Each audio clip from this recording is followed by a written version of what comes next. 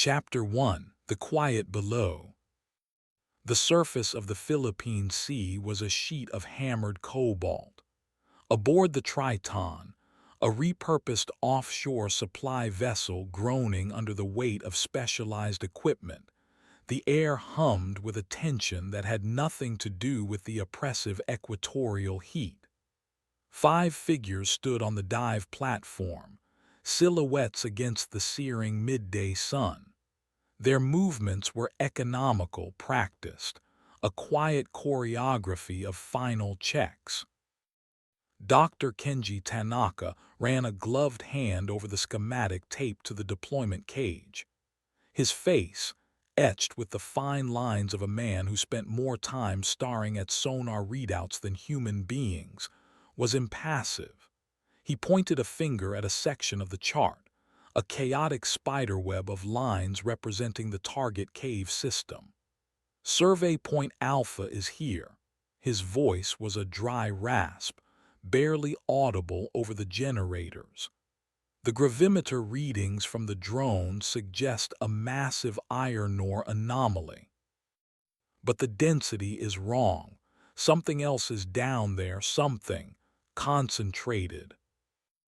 Jorik Gunnarsson, who insisted everyone call him Joss, cinched a final strap on his chest-mounted console. A confident smirk was his default expression. "It's concentrated profit, Kenji. My custom sensor suite will map every grain of it.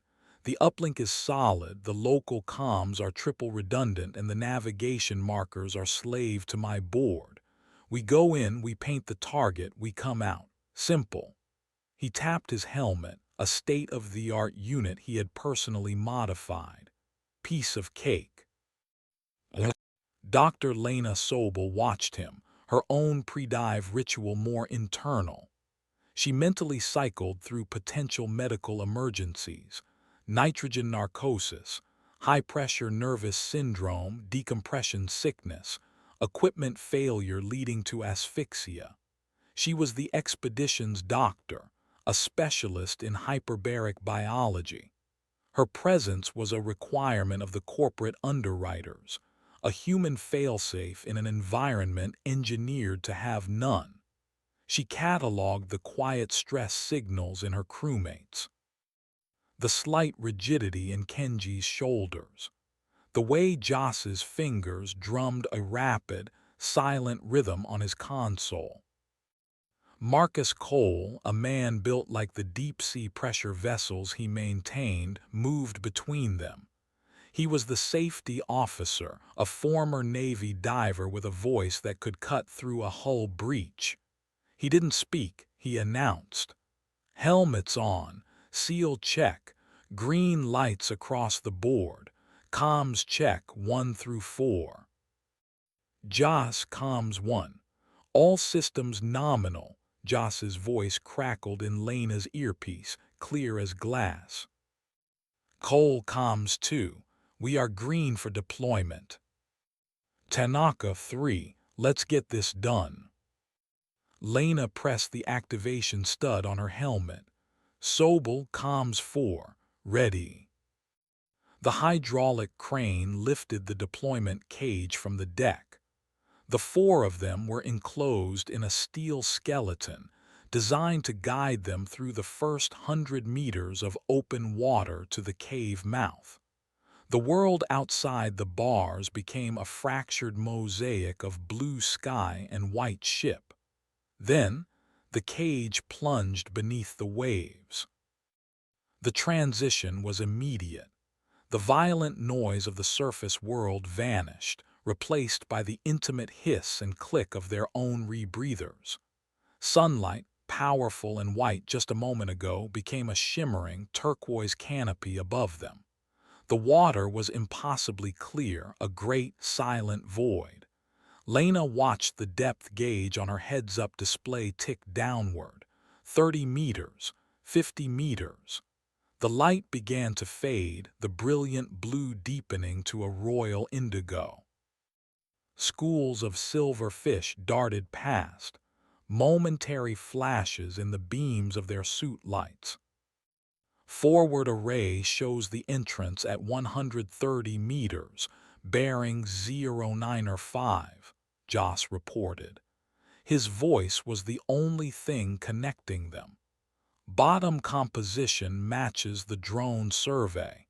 Everything is exactly where it should be. Maintain descent, Kenji ordered.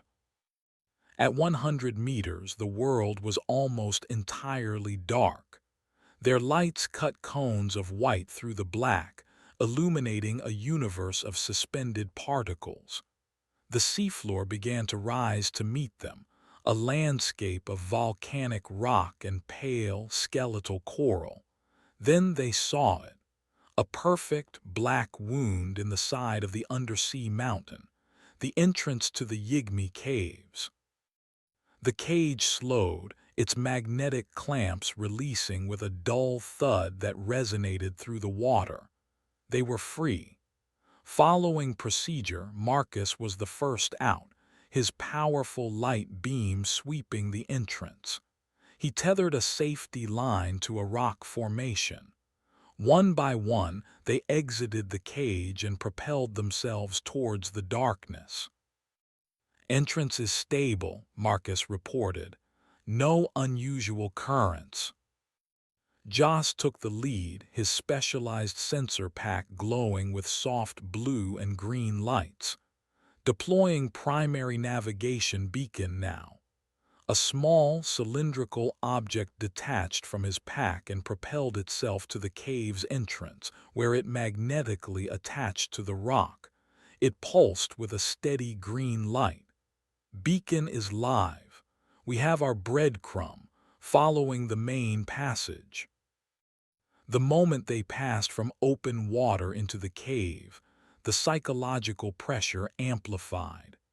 The silent void outside was replaced by a confining, oppressive blackness that their lights seemed to struggle against. The walls of the tunnel were smooth, almost polished, and coated in a thin layer of dark silt that stirred with their passage. Remarkable, Kenji murmured, his light tracing the curve of the wall. This doesn't look like typical water erosion. The geometry is too uniform. Lena felt it too. It was less like a cave and more like a throat. Her own breathing, digitally scrubbed and recycled by her rebreather, sounded unnervingly loud in the profound silence. They swam in a diamond formation, Joss at the point, Kenji and Lena in the middle, Marcus covering the rear. Passing the 500-meter mark from entrance, Joss announced. Still a single primary passage, no significant deviations. Getting my first solid readings from the anomaly. It's strong, stronger than the drone predicted. His voice held a new note of excitement. The boys in the lab are going to love this. Lena watched the data stream scrolling on the edge of her vision.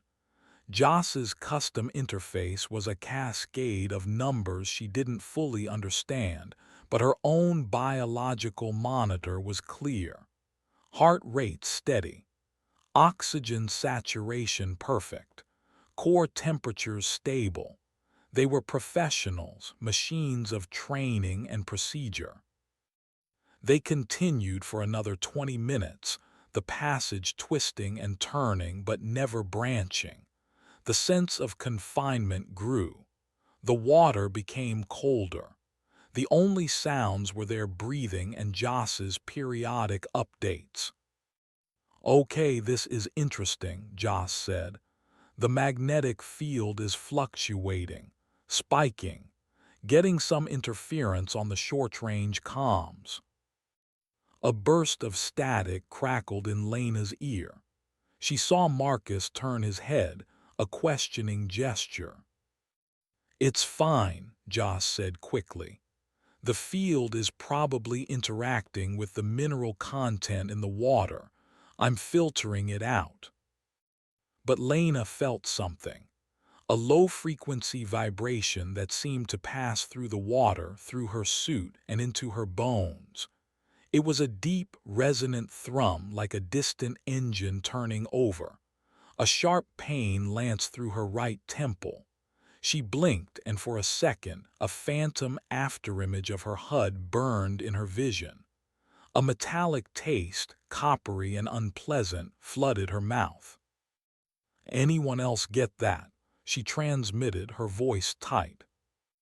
"Get what?" Kenji asked, his attention still on the rock formations. "A vibration, a pressure wave." "Negative," Marcus said. "All clear back here." Joss was silent for a long moment. I have a signal ghost on the main display. It's gone now, must be a software bug." He sounded less certain. The confident smirk was absent from his voice. The thrumming returned, stronger this time. It was not a sound, it was a physical presence. The pain in Lena's head intensified, a precise, stabbing sensation behind her eyes. The lights on her suit flickered violently. Her HUD dissolved into a shower of green pixels. The water around them seemed to shimmer, to warp. Then came the pulse. It was not a wave. It was an instantaneous event, a silent, invisible hammer blow. One moment, Lena was watching the back of Kenji's helmet. The next, she was tumbling in absolute blackness. Her suit lights were dead. Her HUD was gone. The reassuring hiss of her rebreather was the only thing in the universe. A wave of intense vertigo seized her, and she had no sense of up or down. Nausea surged in her throat. The pain in her head was a white-hot spike. Panic, cold and sharp, pierced through her training. She was blind. She was alone. "Joss!" she yelled, her voice swallowed by the dead comms. Static was the only reply, a roar of white noise that was somehow worse than silence. She flailed, her gloved hands meeting only water. She tried to steady herself, to stop her uncontrolled spin. The rebreather was working. She had air. She forced the thought into her mind, making it an anchor. "I have air. I am alive." The pain in her skull began to recede, leaving a dull, throbbing ache. The vertigo lessened. She managed to stop her tumble, her body now floating motionless in the crushing, infinite dark. She strained her ears, listening for the sound of another person's breathing, a thruster pack, anything. Nothing. Only the static and the frantic beating of her own heart. How long had it been? 10 seconds, a minute. Then a flicker. A weak orange light bloomed somewhere below her, an emergency beacon. One of their suits had automatically triggered its failsafe light. The light was unsteady, strobing as if its power source was failing. But it was enough. It gave the darkness a shape, a dimension. Lena oriented herself toward the light and engaged her thrusters in a short, controlled burst. She moved through the water, her own suit lights still dead. As she got closer, the strobing beacon illuminated a scene of chaos. Kenji was spinning slowly, arms outstretched, clearly disoriented. The light was coming from his suit. Farther away, she saw another figure, Marcus, seemingly unconscious and drifting toward the cave floor. Of Joss, there was no sign. Then the static in her helmet cleared for a fraction of a second. She heard a single, garbled word from him, distorted and laced with panic. "Nav beacon is gone." The comms dissolved back into roaring static. Lena stared past the chaos of her teammates, back in the direction they had come. The steady green pulse of the primary navigation beacon, their only guide back to the surface, was gone. The entrance might as well have been 1,000,000 miles away. They were deep inside the earth, crippled and utterly lost in the quiet below. Chapter 2: Echoes in the Iron. The strobing orange light from Kenji's emergency beacon painted their world in frantic, disjointed snapshots. One moment, Marcus's inert form was starkly visible against the silted floor. The next, he was gone, swallowed by the darkness between flashes. The chaos of the pulse had been replaced by a tense, desperate silence, punctuated by the roar of static in Lena's helmet. "Marcus!" Lena's voice was sharp, cutting through her own rising fear. She propelled herself towards him, her movements economical. "Kenji, report, sound off." "Here," Kenji's voice came back, strained. The strobe effect made it impossible to see his face through his visor. "Disoriented. My main systems are offline. HUD is dead." Lena reached Marcus and grabbed his harness. She ran a gloved hand over his helmet, searching for cracks. Finding none, she checked the seals of his suit. All secure. His rebreather display, a small external OLED screen, was still active, showing stable oxygen levels. He was alive, just unconscious. The pulse must have hit him hard. "Where is Joss?" Kenji's voice was closer now. His own emergency light cast his shadow, huge and distorted, against the cave wall. "Joss status," Lena yelled into the static. A new light flickered to life nearby. It was blue, the diagnostic light from Joss's custom console. It was weak and wavered like a dying candle. He was huddled against the cave wall, his arms wrapped around his chest-mounted unit as if protecting it from a physical blow. "Joss, are you injured?" Lena asked, leaving Marcus secured by a short tether to her own suit and moving toward the tech expert. "It's gone," Joss whispered. His voice was a ghost in the static. "The primary beacon is gone, wiped. The network is down, the whole network." "Can you bring it back online?" Kenji demanded, his tone betraying the first crack in his stoic facade. "Bring it back." Joss let out a short, hysterical laugh that grated in Lena's ears. "You don't get it. It wasn't a surge. It didn't overload the system. It erased it. The firmware, the handshake protocols, the base code. It's all gone. It's a brick. A dead brick." Lena reached him. She shone her helmet's weak backup light, a tight, focused beam, onto his face. His eyes were wide behind his visor, pupils dilated. A thin trickle of blood crept from his left nostril, a stark red line against his pale skin. "You're bleeding, Joss."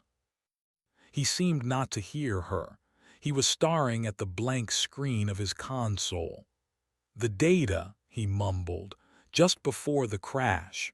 The magnetic flux wasn't just spiking, it was organized. It wasn't noise, it was a pattern."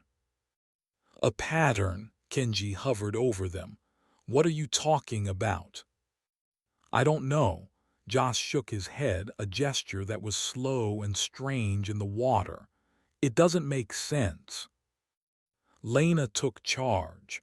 Her medical training was a solid island in a sea of encroaching chaos.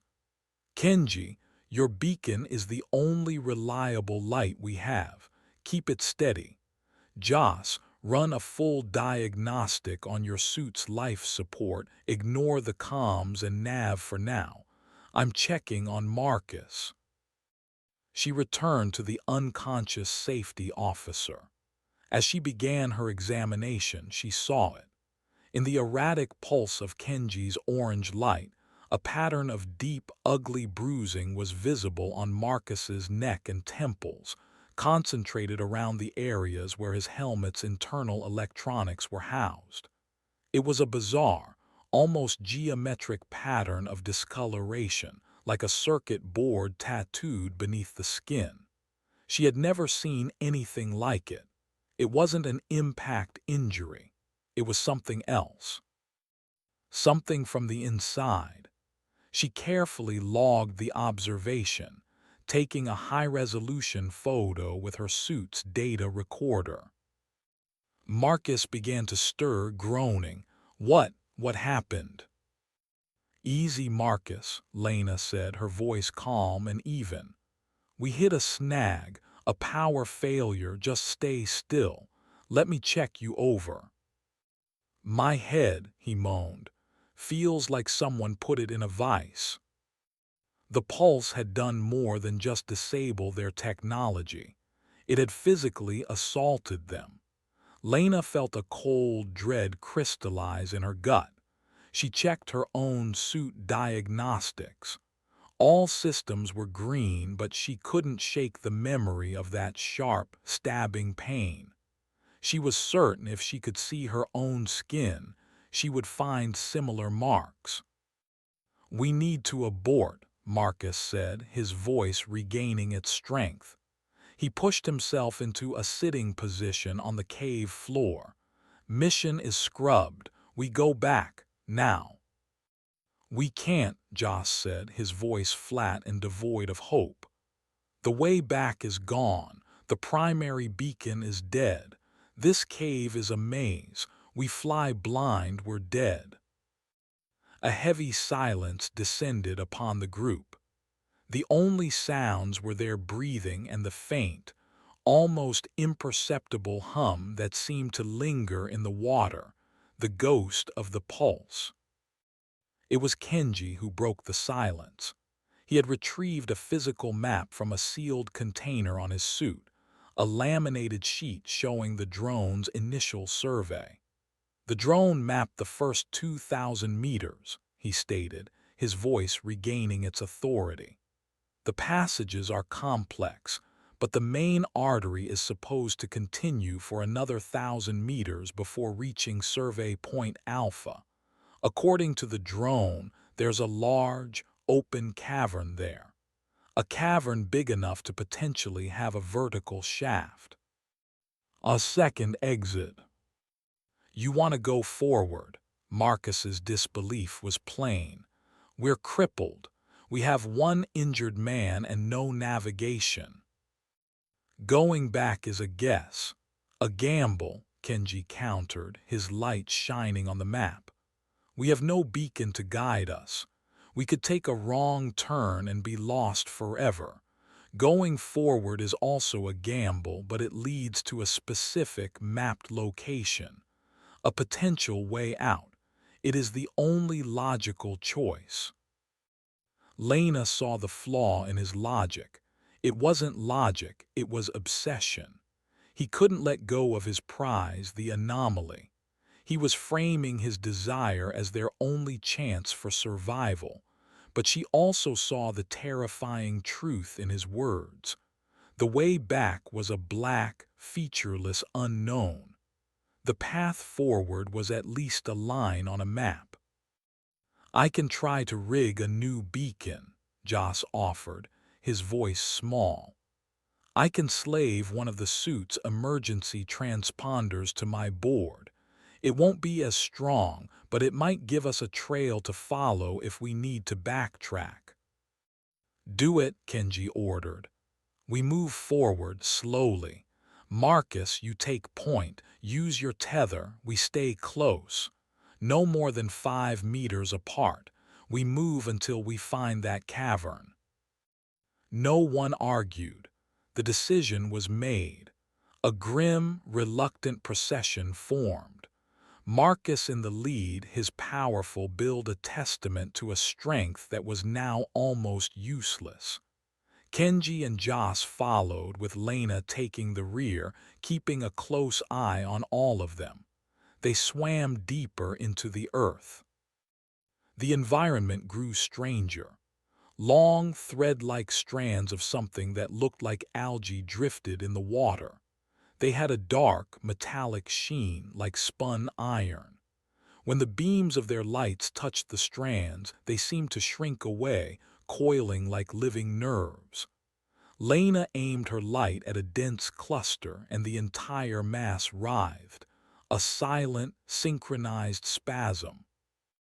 Iron filament algae, she murmured into her private medical log recorder. Reacts to light, or is it the energy, the heat? The low hum in the water began to intensify again. It started subtly, a vibration in Lena's teeth, then grew into a palpable thrum that resonated in her chest cavity. "It's happening again," Joss warned, his voice tight with panic. "The field is building, it's faster this time." "Everyone brace," Marcus yelled from the front. "Get against a wall." Lena pressed herself into a recess in the rock. She tightened her grip on her tether. The pain began, a familiar spike behind her eyes. The lights on her suit, which had partially recovered, began to flicker and die once more. The hum rose in pitch, becoming a piercing, silent scream inside her head. This time she saw it happen. Just before her lights gave out completely, she was looking at Joss. His body convulsed. It was not a random seizure. His back arched violently, and his limbs were pulled taut, as if connected to invisible wires. A fresh spray of blood erupted from his nose, a cloud of red in the water that was instantly extinguished by the darkness as the second pulse hit. Total blackness, total silence save for the static. The vertigo was worse this time, a nauseating, spinning fall into nothing. The pain was excruciating.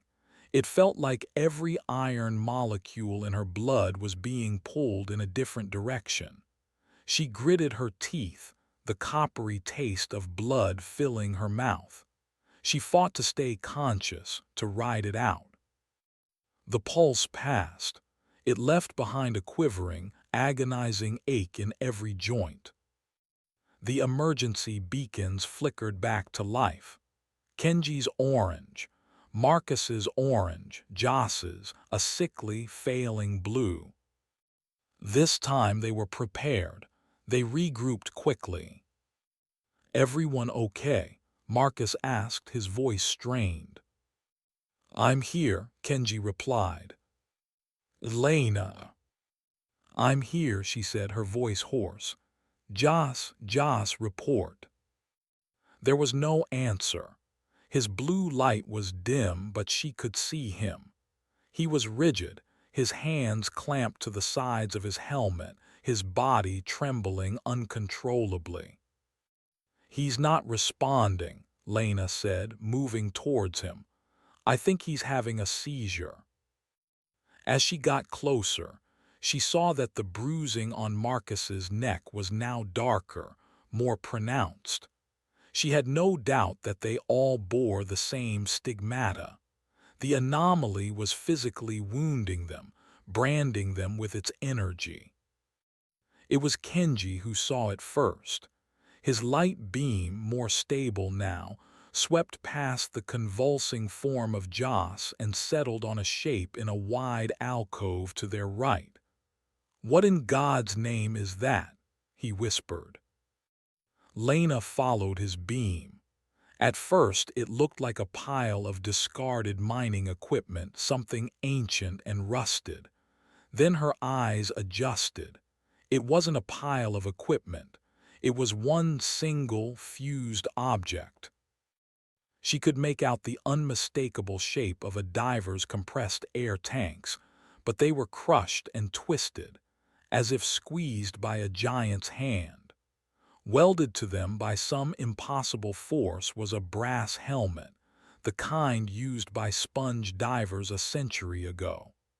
The metal was warped, and the glass faceplate was shattered, and fused into the metal, indistinguishable from the rust and corrosion, was the unmistakable outline of a human ribcage and pelvis.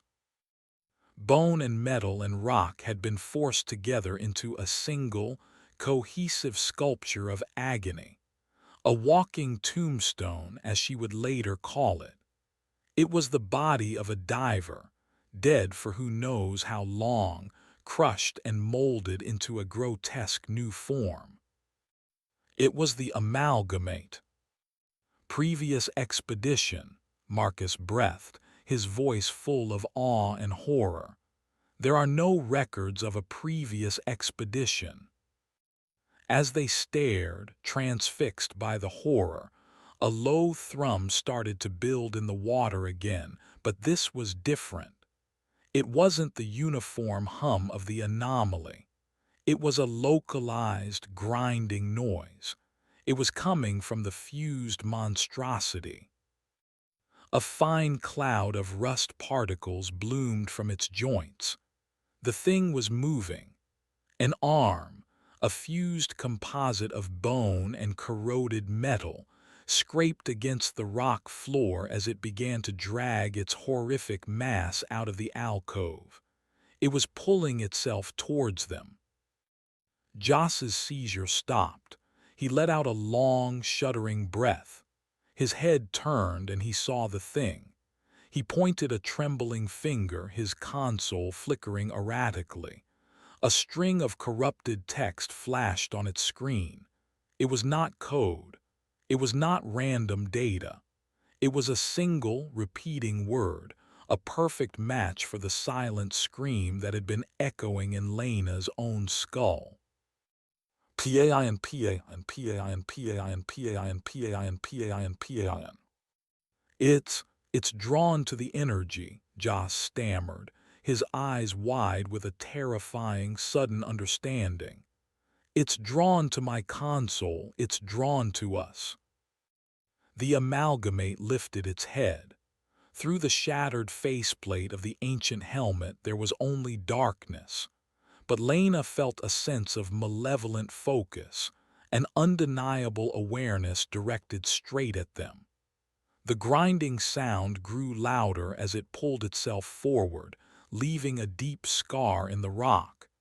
It was a creature born of pressure and magnetism, a nightmare-given form, and it was hunting. Chapter 3: The Grinding Pace.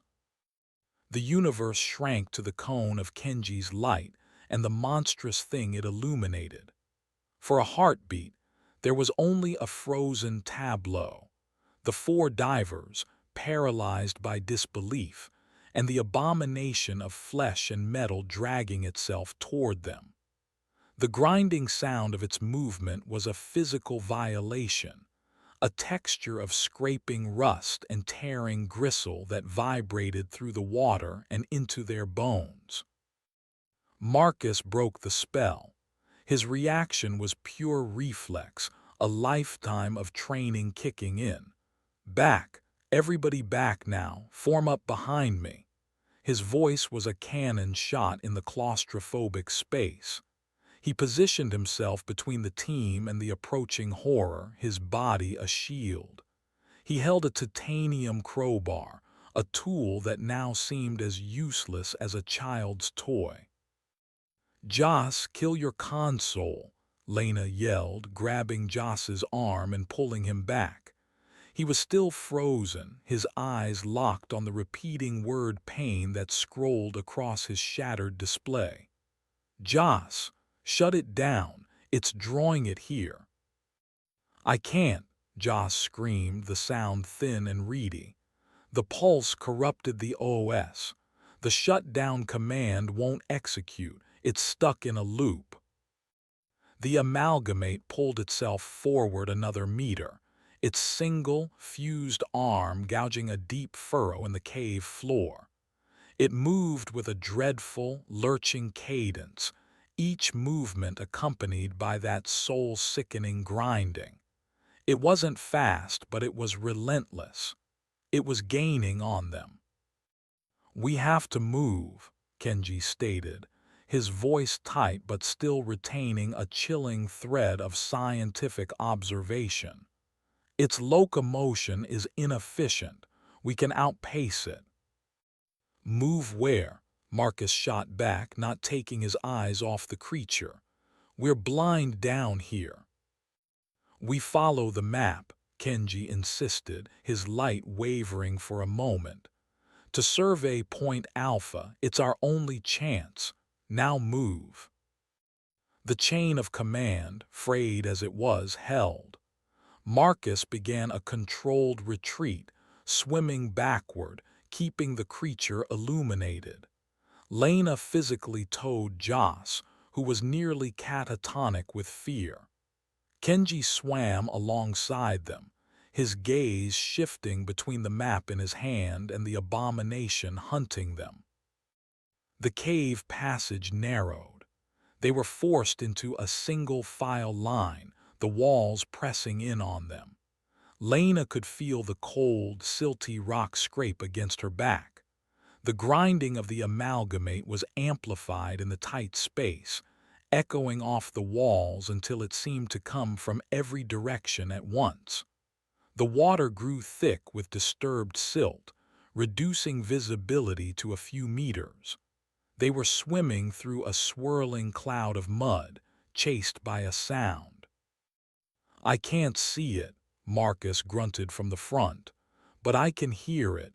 Damn thing is right behind us." Lena risked a glance over her shoulder. A hulking, indistinct shape was moving through the brownout, its form made more terrifying by its vagueness. It was a monster from a half-forgotten nightmare. The only clear detail was the faint, sickly blue glow of Joss's console, which it seemed to be following like a beacon. "The algae," Lena said, her mind making a detached connection amidst the panic.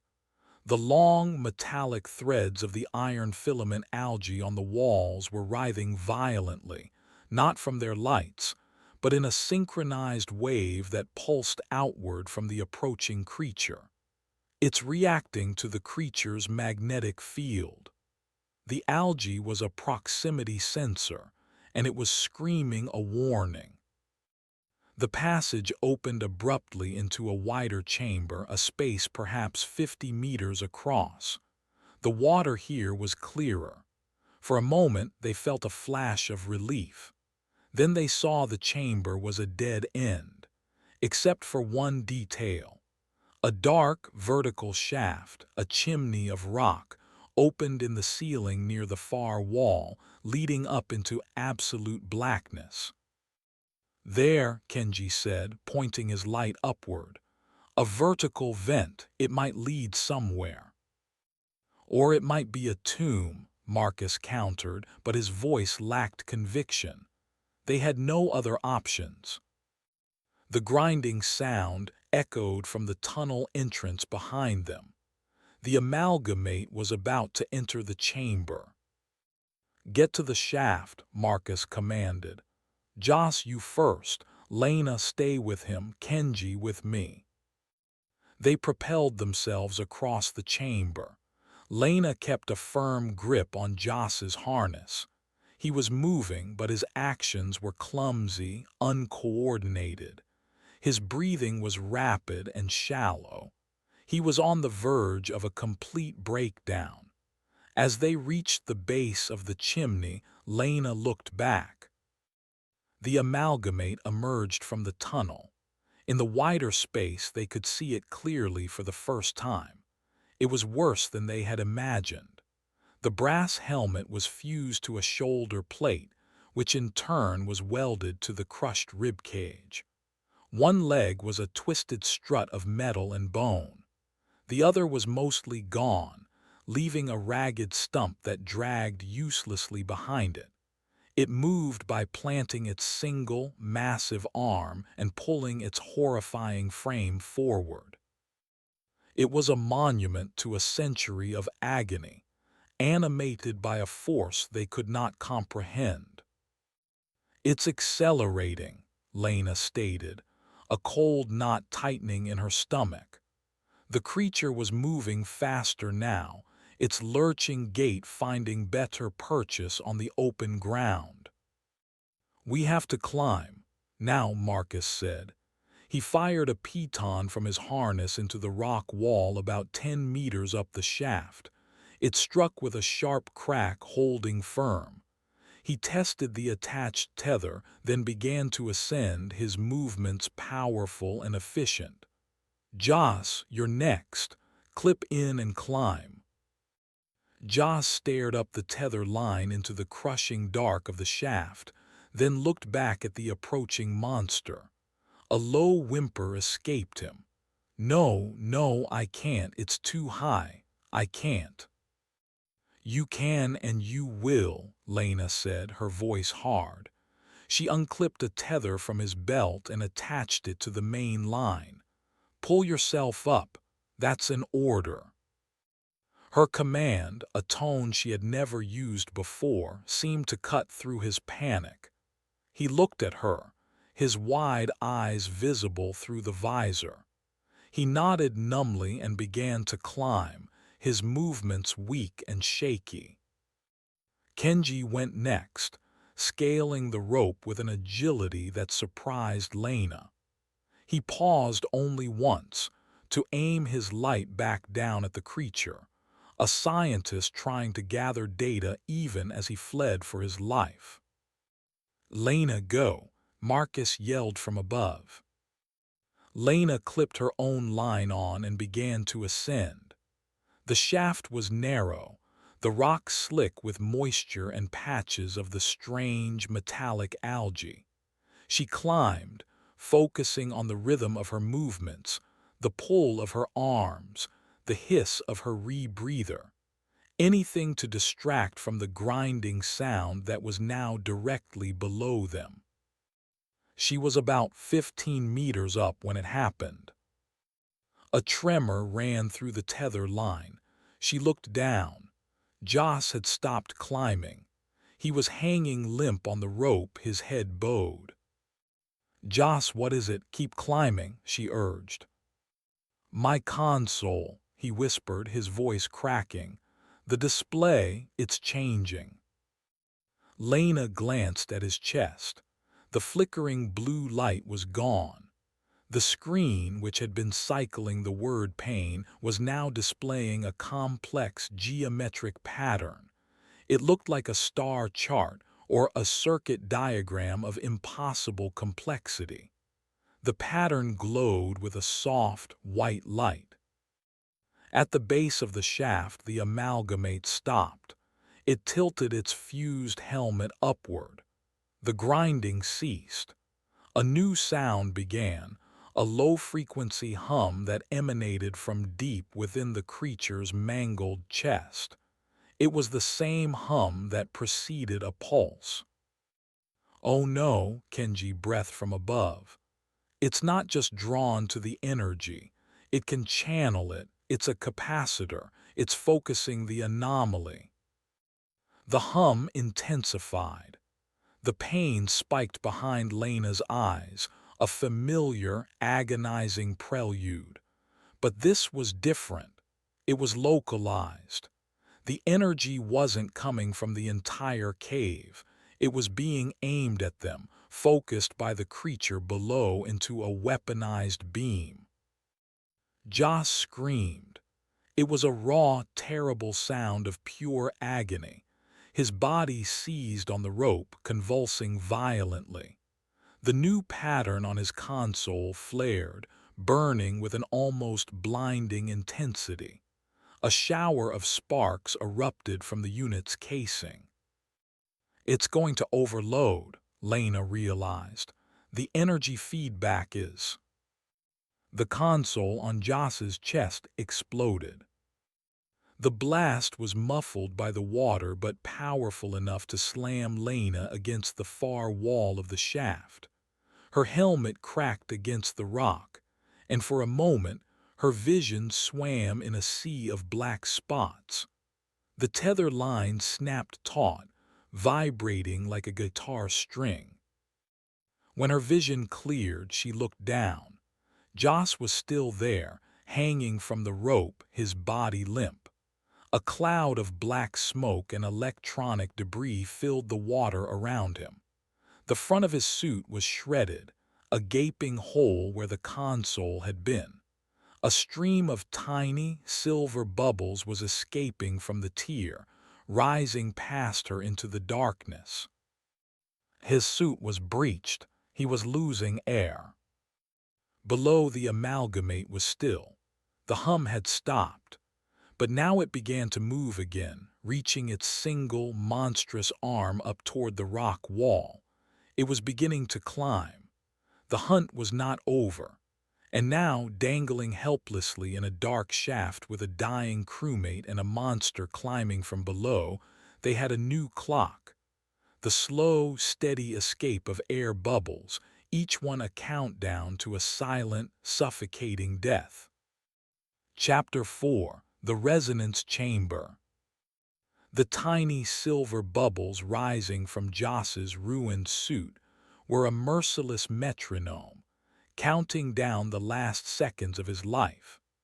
Each sphere of escaping air was a stark reminder of their own fragile mortality, trapped in a vertical tomb with a monster climbing from below.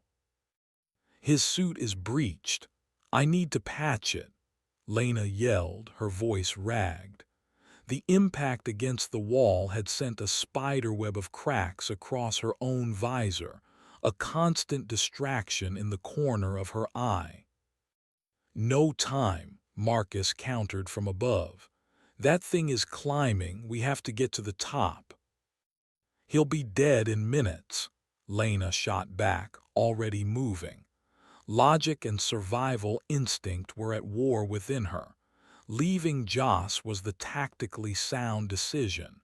It was also impossible. She descended the 2 meters that separated them, her hands working frantically at her own utility pouch. "Lena, get back up here." Marcus's voice was frayed with desperation. Lena ignored him. She reached Joss, whose body was limp on the tether, a dead weight. His rebreather's external display was dark. She grabbed a high-pressure patch kit, a specialized adhesive designed to seal suit breaches. It was meant for small punctures, not a shredded torso. "Hold him steady," she yelled up at Kenji. "Angle your light down here." Kenji complied, his beam cutting through the inky blackness. Below, the grinding was louder, closer. The amalgamate was making slow but steady progress up the shaft wall, its fused metal arm finding impossible holds in the rock. Lena worked with a surgeon's focus, the world narrowing to the gaping wound in Joss's suit and the frantic hiss of escaping air. She slapped the wide adhesive patch over the tear. It was like trying to put a bandage on a cannonball wound. She pressed down with all her might, forcing the edges to seal against the suit's fabric. The hissing lessened, but didn't stop. A tiny, persistent stream of bubbles still escaped from a crumpled edge. "It's not a perfect seal," she reported, her knuckles white. "It might buy him some time, but his main rebreather is destroyed. He's on emergency air, and that patch won't hold against major pressure changes." "It'll have to do," Marcus said. "Now climb." Lena clipped Joss's limp form to her own harness, taking his weight. The climb was a nightmare. She was pulling herself and a dead man up a rope, her muscles screaming in protest, her cracked visor distorting her vision. The grinding from below was a constant, motivating terror. It never sped up, never slowed down. It was the sound of inevitable death. After what felt like an eternity, her hand touched Marcus's boot. He and Kenji reached down, grabbing Joss's harness and hauling his body over the ledge at the top of the shaft. Marcus then helped Lena, pulling her into the new passage. They were in a low, wide tunnel. Marcus immediately moved to the shaft's opening, peering down with his light. "It's still coming," he said, his voice grim. "It's slower on the vertical, but it's not stopping." Kenji was kneeling over Joss. He had his own medical scanner out. "He's alive, faint pulse. He's in deep shock." Lena collapsed against the wall, her breath coming in ragged gasps. The pain in her head from the focused pulse was a dull, throbbing hammer, and every muscle ached. The tunnel ahead was dark. It was a choice between the unknown and the monster pursuing them. "We keep moving," Kenji said, looking up from Joss. His face was a mask of grim determination. "According to the map, this passage should open into the main cavern. Survey Point Alpha." There was no other choice. Marcus and Kenji fashioned a crude stretcher for Joss using 2 pry bars and some tether line. They moved on, plunging deeper into the unknown. After 100 meters, the tunnel began to widen. A strange, pale luminescence became visible ahead, a soft, ambient glow that seemed to come from the rock itself. The air in Lena's helmet crackled with static. A new sensation began to build, different from the pulse. It was a constant pressure against her skull, a low-grade hum that made her teeth ache. The metallic taste of blood was back in her mouth. The tunnel opened into a cavern of staggering size. It was a colossal geode, a subterranean dome easily a kilometer across. The ceiling was lost in darkness, but the walls and floor were coated in a blanket of the magnetotactic bacteria, which glowed with a ghostly white light, illuminating the entire space in an eternal twilight. Clustered everywhere were the lodestone crabs, their metallic shells adding to the shimmer. They were motionless, like an army of statues. "My God," Kenji whispered, his scientific curiosity momentarily eclipsing his fear. "It's the source, the anomaly. It's not a single point. It's this entire chamber." In the center of the cavern stood a truly alien sight. A crystalline structure, 50 meters tall, rose from the floor. It was a latticework of black, glassy pillars, humming with a barely audible resonance. It looked like a tuning fork for a god. The air around it visibly shimmered. This was the resonator. "The magnetic field here is stable," Kenji said, looking at the readings on his gauntlet. "But it's incredibly powerful, off the charts. The pulses must be overload discharges from this engine." The constant pressure in Lena's head intensified as they moved farther into the chamber. Her nose began to bleed inside her helmet, the droplets floating in zero-G for a moment before clinging to her visor. She saw Marcus wipe at his own face. They were being saturated with radiation, magnetic and otherwise. "We need to find a way out," Marcus said, his voice strained. He scanned the vast chamber. There, high on the far wall, another shaft. He pointed. It was a dark hole, 200 meters away and at least 100 meters up the curving wall of the cavern. It was their only hope. As they began to move around the chamber's edge, keeping their distance from the central crystal, a high-pitched whine cut through the air. Lena's suit comms, which had been mostly static, suddenly shrieked with feedback. The resonator reacted. The soft hum it emitted rose in frequency.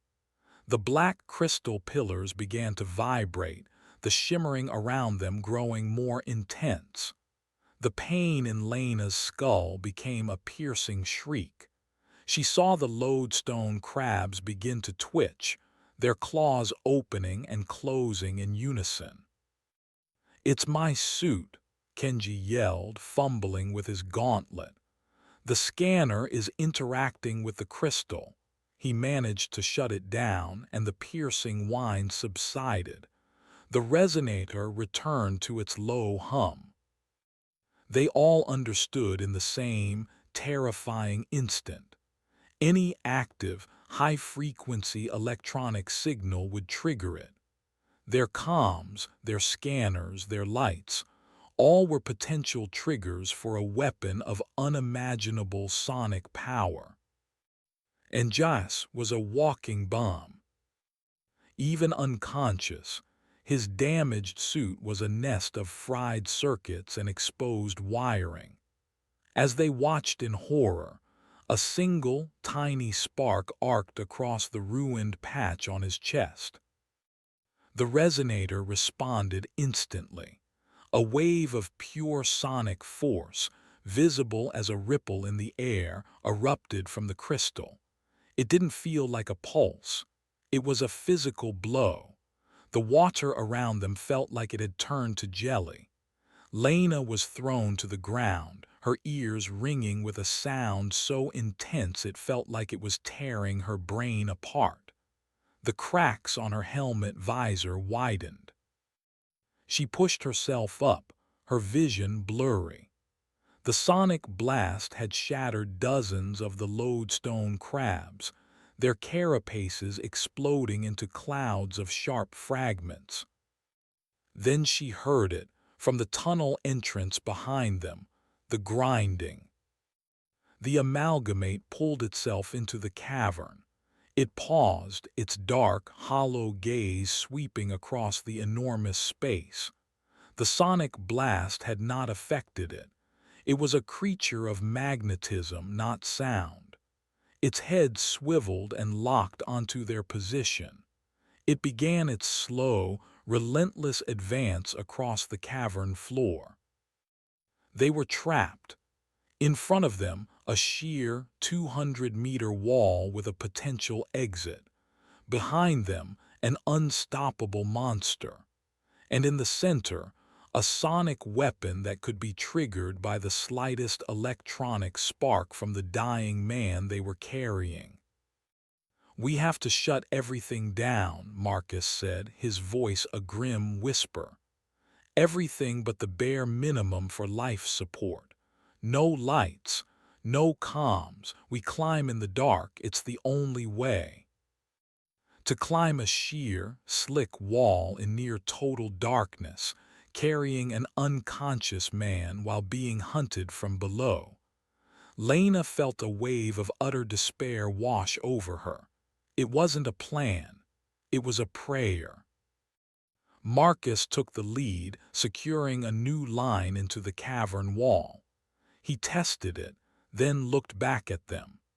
His face, illuminated for a final second by his headlamp before he extinguished it, was a mask of pure, terrifying resolve. The world plunged into the ghostly twilight of the glowing bacteria. He began to climb. Kenji followed, helping to manage the stretcher-carrying Joss. Lena was last. As she attached her clip to the line, she took one final look back. The amalgamate was halfway across the chamber, its form a black smear against the luminous floor. The grinding of its advance was the only sound in the vast, silent cavern. It was the sound of their own grave being dug. She extinguished her light and began to climb into the darkness. Chapter 5: Ascent in Silence. The darkness was not complete. The ghostly twilight emanating from the cavern floor cast the world in shades of gray and black, a world without warmth or color. Sound was the enemy. Every scrape of a boot against rock, every grunt of exertion, every hiss from the damaged seal on Joss's suit was a potential death sentence. They climbed into a great and terrible silence, broken only by the whisper of their own breathing and the distant, patient grinding from below. Lena's world was the 20-meter stretch of tether line above her and the abyss below. Her arms burned, the muscles screaming from the strain of her own weight combined with the drag of Joss's unconscious form tethered to her harness. Above, she could just make out the dark shapes of Marcus and Kenji, moving with a slow, agonizing rhythm. They were the anchors, the only thing keeping her from plummeting into the glowing cavern. Her cracked visor was a constant torment. The fine web of fractures caught the faint light, creating phantom shapes and distortions. She kept seeing movement where there was none, mistaking a trick of the light for the lurching form of the amalgamate. The pressure in her skull was a constant, a dull ache that had become her new normal. She risked a look down, her stomach clenched. The amalgamate was no longer on the cavern floor. It had reached the wall, it was climbing. Its method was horrifyingly effective. It would drive its one good arm into the rock, the fusion of metal and bone shattering the crystalline surface, then haul its broken body upward. Grind, heave, grind, heave. It was a quarter of the way up the wall, a black stain of motion against the eerie glow. It was gaining. A vibration traveled down the tether line. Lena looked up. Kenji had stopped. He was struggling with the stretcher, trying to navigate it around a sharp outcropping of rock. Joss's body shifted, and for a terrifying second, the ruined console on his chest scraped against the wall. A single, brilliant blue spark jumped from the exposed wiring. Instantly, the resonator in the center of the cavern responded. The low hum that filled the space sharpened into a high-frequency whine. The black crystal pillars began to vibrate visibly. No, no, no, Lena breathed, pressing her body flat against the rock face, bracing for the sonic blast. But it didn't come. The whine held, a piercing note of imminent destruction, but it did not escalate into a wave. The resonator was waiting, primed. The single spark had been too brief to trigger a full discharge. It was a warning shot. "Keep it off the wall," Marcus hissed from above, his voice a low whisper that barely carried. "Keep his gear clear." Kenji, his movements now terrifyingly delicate, managed to maneuver the stretcher around the outcropping. The whining from the resonator subsided, returning to its deep, resonant hum. Lena's heart hammered against her ribs. They were climbing with a live bomb, and the entire cavern was the detonator. She looked down again. The amalgamate had closed the distance. It was less than 50 meters below them now. In the faint light, she could see details she wished she could forget. The way the rock seemed to crumble and fuse around its limb. The dark, hollow space behind the shattered faceplate of its helmet, a void that seemed to absorb the light. It felt personal. The creature wasn't just following them. It was hunting them with a cold, ancient purpose. The crack in her visor chose that moment to spread. A new fracture shot across her field of view with a faint cracking sound that only she could hear. Her vision of the monster below was now split, refracted into two mismatched, lurching images. It was a small thing, a minor equipment failure, but it felt like a significant defeat. Her window to the world was breaking. 30 more meters, Marcus called down, his voice tight with strain. I can see the ledge. Hope. It was a dangerous, fragile thing. Lena focused on it, using it as fuel. She pushed the pain in her arms and the fear in her gut aside and climbed. She matched her rhythm to Kenji's above her, pulling and locking, pulling and locking. The top of the shaft was a line of deeper black against the gray rock, a promise of safety. 20 meters. She could see the opening clearly now. Marcus was already there, anchoring a new line. 10 meters. Kenji was at the ledge, Marcus helping him haul the stretcher carrying Joss into the tunnel. 5 meters. Lena was almost there. Her fingers were numb, her arms shaking with exhaustion. She could hear the grinding from below. It was close, terribly close. She didn't dare look. She reached for the ledge. Her gloved fingers brushed against the rock. Marcus was leaning down, his hand outstretched. Then the world turned to iron. It was not a pulse. It was a focused, directional pull. A massive magnetic force erupted from the amalgamate below. It wasn't a wave of pain. It was a physical, irresistible tether. Every piece of metal on Lena's suit was drawn violently downward. Her tether went slack as she was pulled, her boots scraping against the rock. The grip of her own hand was torn from the ledge. "Marcus!" she screamed, her voice breaking. The pull was immense. It felt as if the monster had thrown 100 invisible chains around her and was dragging her down the cliff face. Her harness dug into her, the metal buckles straining. The only thing holding her was the main tether, stretched to its breaking point. Marcus roared, a sound of pure defiance.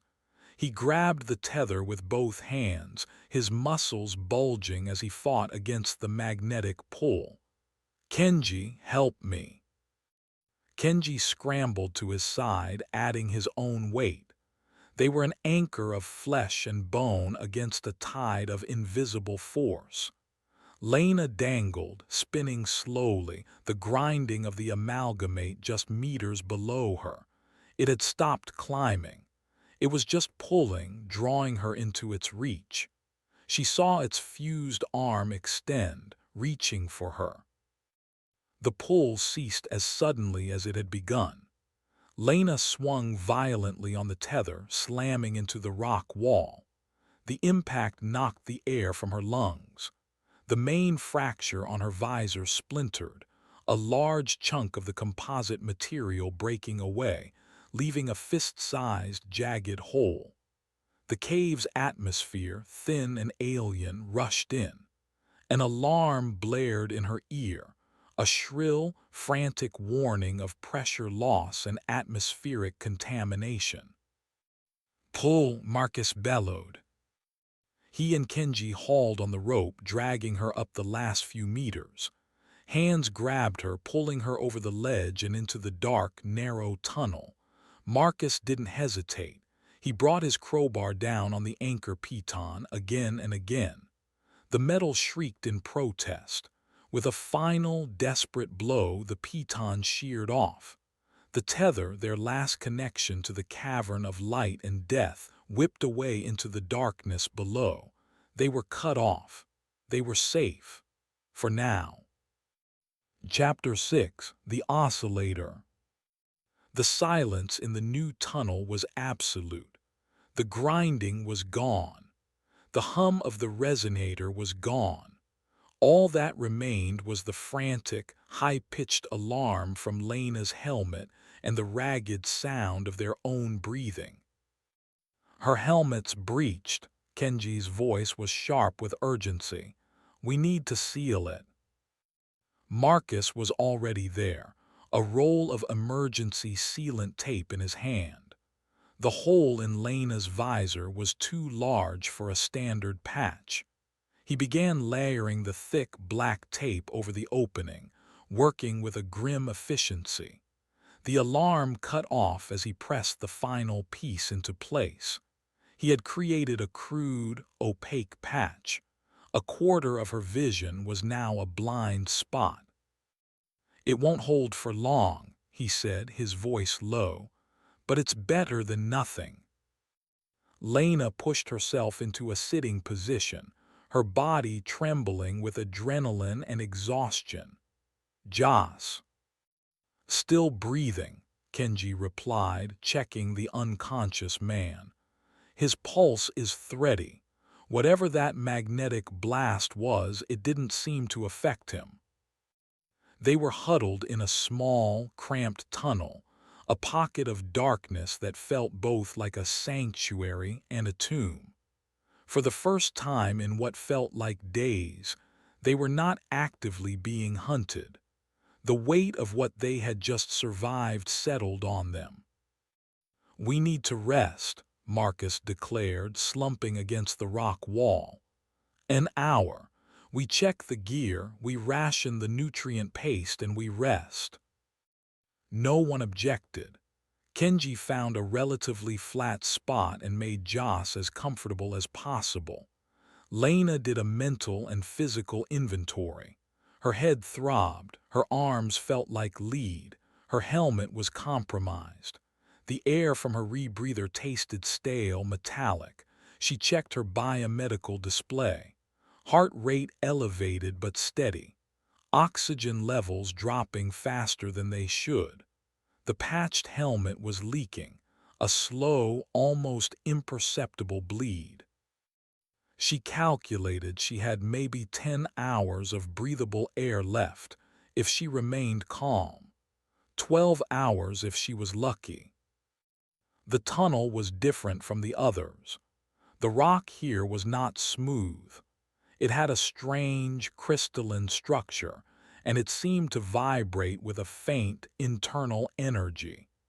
It was a subtle, unsettling sensation, like standing on the casing of a massive, sleeping machine. Lena reached out and touched the wall. A painful jolt, like a powerful static shock, shot up her arm. She recoiled, cradling her hand. "Don't touch the walls," she warned. "There's a charge running through them." Kenji, ever the scientist, moved closer, using a non-conductive probe from his geology kit. He held it near the rock. "It's not an electrical charge," he murmured, his eyes fixed on his scanner. "The entire structure is resonating at a low frequency. It's oscillating.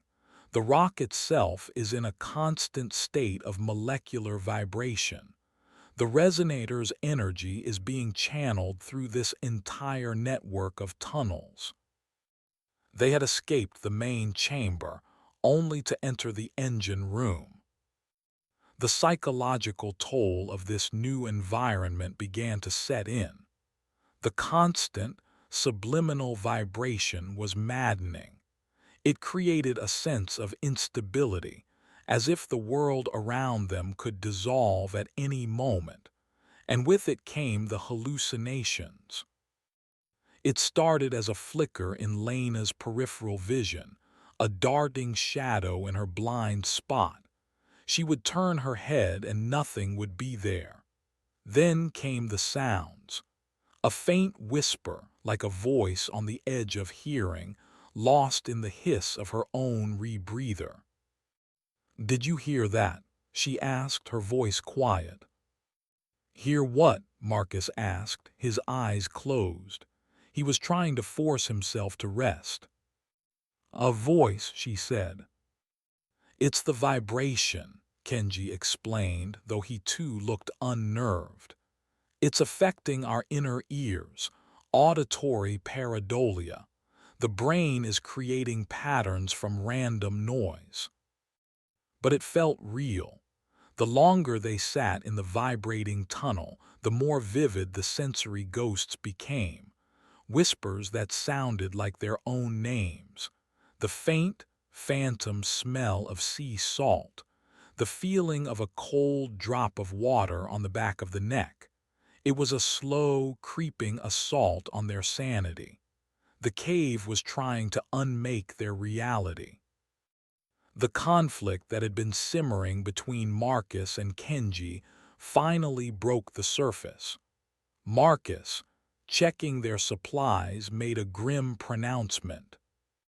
"We're low on nutrient paste," he said, his voice flat, "and carrying him is slowing us down." He looked at Joss's still form. "He's not going to make it. His suit is compromised, he's in a coma, he's a liability." "We are not leaving him," Lena said, her voice dangerously quiet. "It's not about what we want," Marcus retorted, his pragmatism a brutal weapon. "It's about survival. 3 of us might make it out, 4 of us carrying a body. Our chances drop to 0. That is the math." "He is not a body," Kenji snapped, his scientific detachment finally cracking. "He is a member of this team. We do not leave our people behind. That is a rule that supersedes your grim mathematics." "Rules don't matter down here."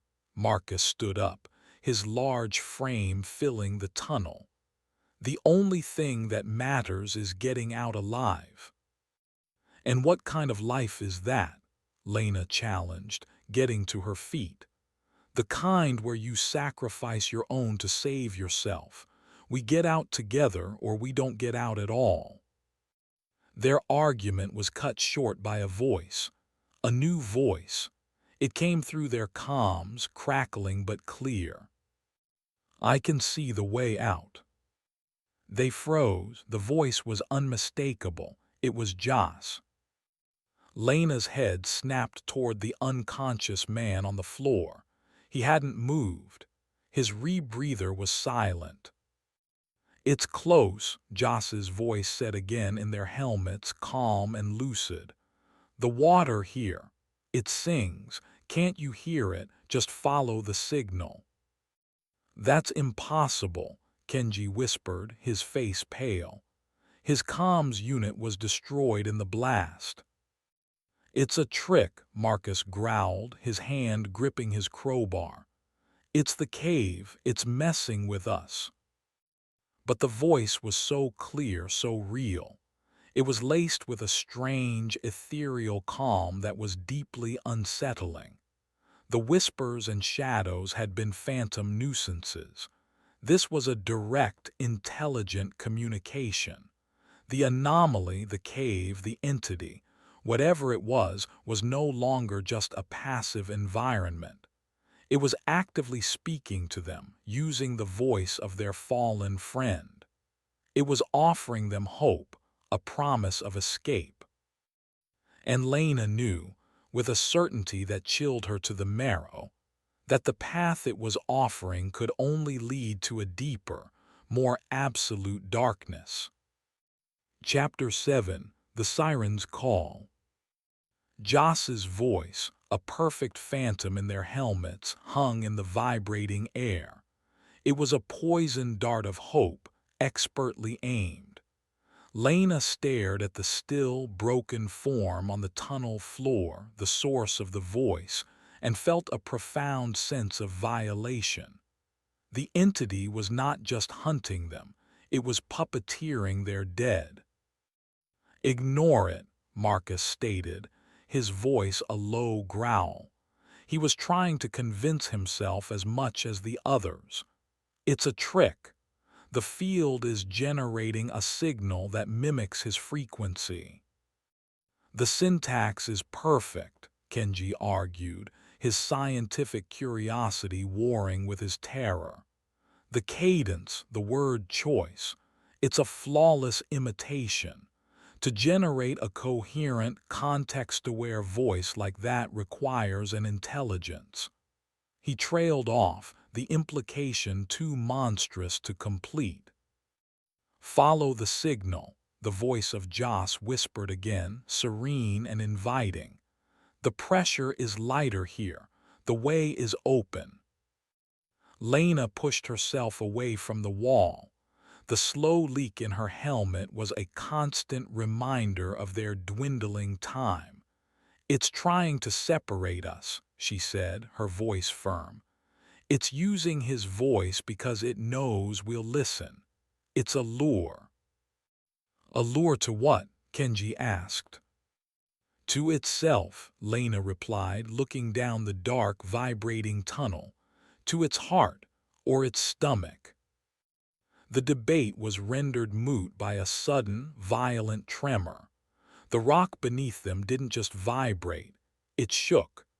Dust and small crystalline shards rained down from the ceiling.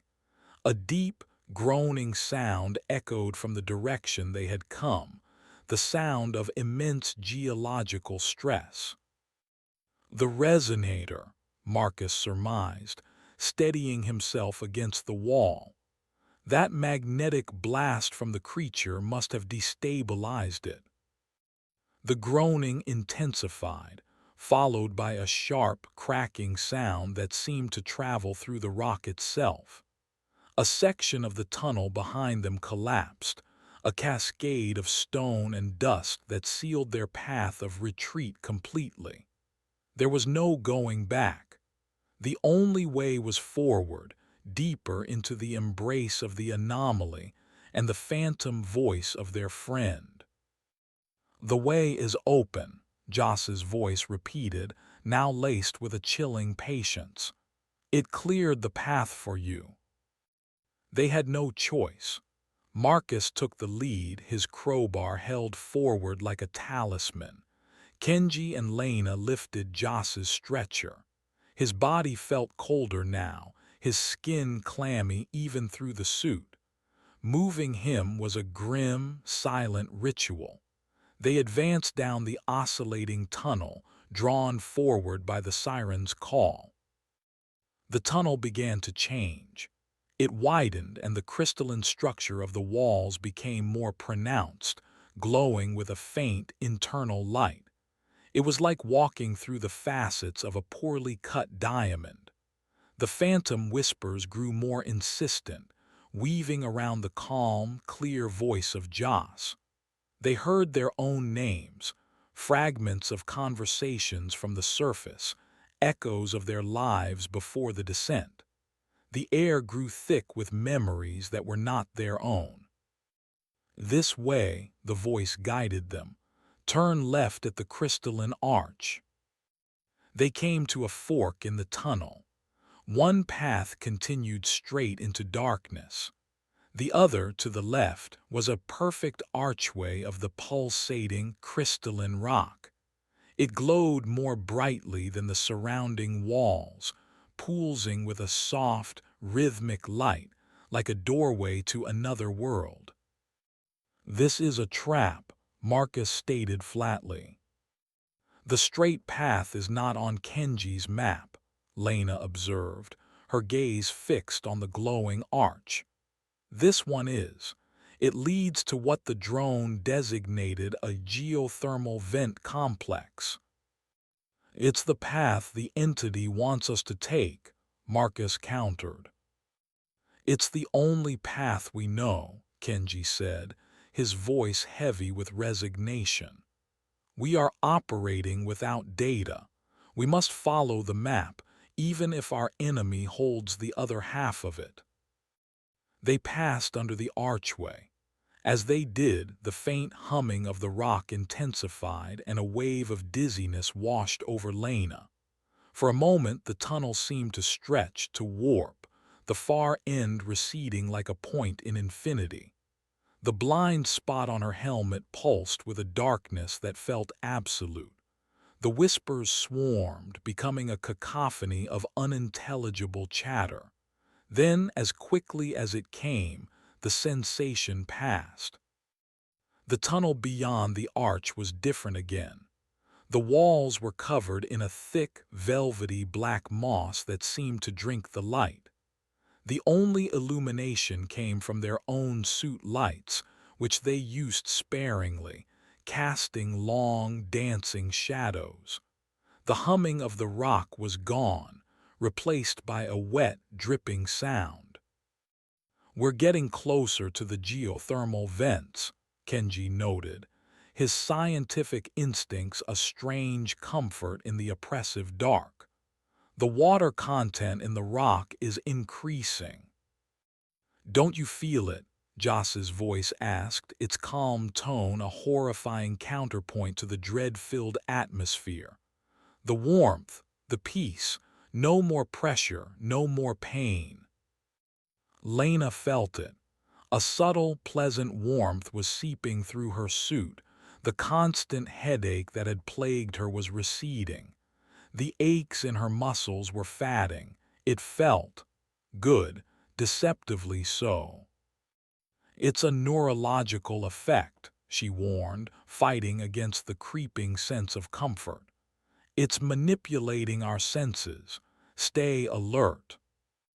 The tunnel opened into a vast, steamy cavern. The air was thick with a warm mist that swirled around them. The ground was a series of shallow, terraced pools, fed by small fissures in the rock from which hot, mineral-rich water bubbled. The entire chamber smelled of sulfur and wet earth. In the center of the largest pool, a strange, plant-like structure grew. It was a network of pale, translucent tubes, pulsing with a soft, internal bioluminescence, like a tangle of veins and arteries. This was the source of the heat and the voice. Here, the voice of Joss sighed contentedly in their ears. "This is the place. It's time to rest. Time to let go. Just take off your helmet. The air is sweet here. You can breathe the water." Kenji took a step toward the pool, his movements slow, mesmerized. "It's beautiful," he murmured. "Kenji, no." Lena grabbed his arm, her grip iron. He blinked, shaking his head as if waking from a dream. "What? What was I doing?" "It's a siren," Marcus growled, positioning himself between them and the pool. "A biological weapon. It uses a combination of heat, gas, and low-frequency signals to pacify its prey before it digests them." As if in response, one of the translucent tubes of the central plant unfurled, stretching towards them like a curious tentacle. The water in the pool around it began to bubble more violently. "We have to destroy it," Lena said, her eyes scanning the chamber. "This is the heart of the deception. If we get past this, we might have a chance." "How?" Marcus demanded. "We shoot it, we might trigger a feedback loop. We get too close, it puts us to sleep." "The cold," Kenji said suddenly, his eyes wide with inspiration. "Hyperbaric gear has emergency heat sinks for coolant system failures. If we can vent a cylinder directly onto it, the thermal shock might kill it." It was a desperate, reckless plan. It meant sacrificing a vital piece of their remaining equipment, but it was the only plan they had. "I'll do it," Marcus volunteered. "My suit is the most intact. I'll get close, vent the cylinder. You two get Joss back to the tunnel entrance." "No," Lena said, "I'll do it." Marcus looked at her, his expression a mixture of surprise and concern. "Lena, your suit is compromised. Your air." "That's why it has to be me," she countered, her voice unwavering. "My time is already limited. The leak in my helmet is getting worse. If this goes wrong, you and Kenji still have a chance to find another way. You are the better gamble." Her logic was cold, brutal, and undeniable. It was the same math Marcus had used on Joss. Before he could argue, she was already moving, detaching a small, high-pressure coolant cylinder from the back of her suit. It was cold to the touch, the metal frosting over in the warm, humid air. "Be ready to run," she said, her gaze locked on the pulsating, beautiful horror in the pool. "Lena, don't," Kenji pleaded. But she was already at the water's edge. The feeling of peace and warmth was overwhelming, a drug promising blissful oblivion. She fought it, focusing on the cold weight of the cylinder in her hands, on the faces of her crewmates, on the anger she felt at this thing for wearing the voice of her friend. "This is for you, Joss," she whispered and opened the valve. Chapter 8: The Shattered Veil. A jet of supercooled gas, a blast of pure Arctic cold, erupted from the cylinder. It hit the warm, humid air of the cavern and instantly condensed into a thick, white cloud of freezing fog. Lena advanced into the mist she had created, a shield against the plant's hypnotic influence, her world reduced to the cylinder in her hands and the hissing of the escaping coolant. The water at her feet boiled where the freezing gas touched it, then froze over in a lattice of delicate ice crystals. The beautiful, lulling warmth was replaced by a biting cold that seeped through the seals of her suit. "You're hurting it," Joss's voice whispered in her helmet, no longer calm and inviting but filled with a childlike pain. "Please stop. It's so cold." Lena ignored the voice. She pushed deeper into the fog, moving toward the center of the pool, toward the pulsating mass of tubes. She could feel the plant's psychic defenses battering against her mind, promising warmth, release, and an end to all struggle. It was a seductive, deadly lullaby. She focused on the cold, on the anger, on the memory of the real Joss, the cocky engineer, not this pathetic phantom. She reached the central structure. Through the swirling mist, she saw the translucent tubes recoil from the cold, contracting and dimming. She aimed the nozzle of the cylinder at the base of the plant, where it connected to the fissures in the rock. "Please," the voice begged, now weak and pathetic. "Go to hell," Lena growled, and emptied the rest of the cylinder. The thermal shock was catastrophic. The delicate, water-filled tubes of the creature froze solid in an instant.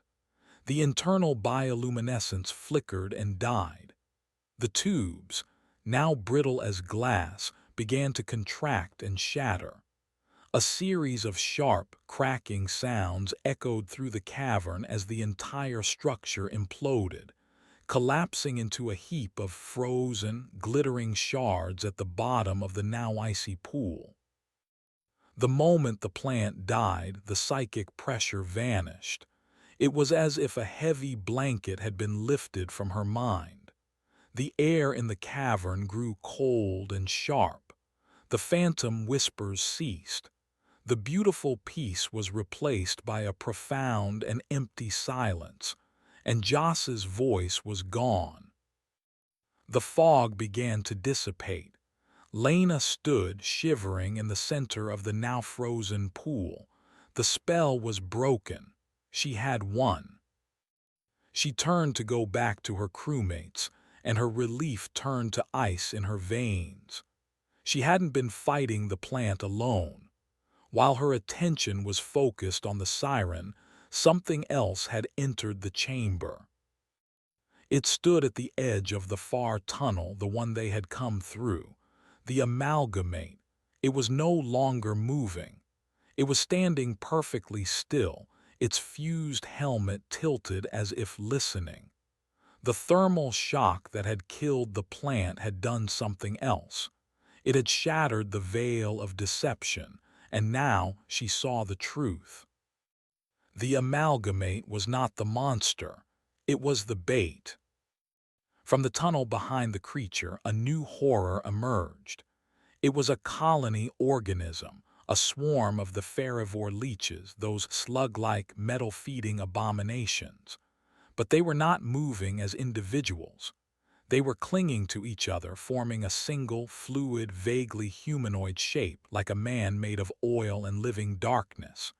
In the center of its chest was a single, glowing red organ that pulsed with a slow, malevolent light. This was the true entity, the psychic intelligence, the voice. The amalgamate had been a puppet, a golem of flesh and iron animated by this creature's powerful magnetic field. It had been used to herd them, to drive them into this chamber, this feeding ground. The swarm creature detached itself from the amalgamate. The ancient diver's corpse, its animating force gone, collapsed into a heap of rusted metal and bone with a final, grinding crash. The hunt was over. It was time to feed. The swarm coalesced, flowing across the cavern floor like a pool of mercury, heading directly for Marcus and Kenji, who were frozen in horror at the revelation. "Run!" Lena screamed, but her voice was a faint rasp in her own helmet. The creature was terrifyingly fast. It flowed around the pools, a river of black living metal. Marcus and Kenji scrambled back, grabbing Joss's stretcher, but they were too slow. The swarm split, flowing around them, cutting off their retreat. Lena was trapped on the other side of the cavern, helpless. She watched as a tendril of the swarm shot out and wrapped around Marcus's leg. He yelled, a cry of pain and surprise. The leeches in the tendril began to vibrate, their bodies glowing with a dull red light. Marcus's leg was engulfed in a localized magnetic field. Lena saw the metal of his suit begin to warp and buckle. The leeches were not biting him. They were drawing the iron directly out of the suit's alloy, consuming it. Marcus brought his crowbar down on the tendril, but it was like striking water.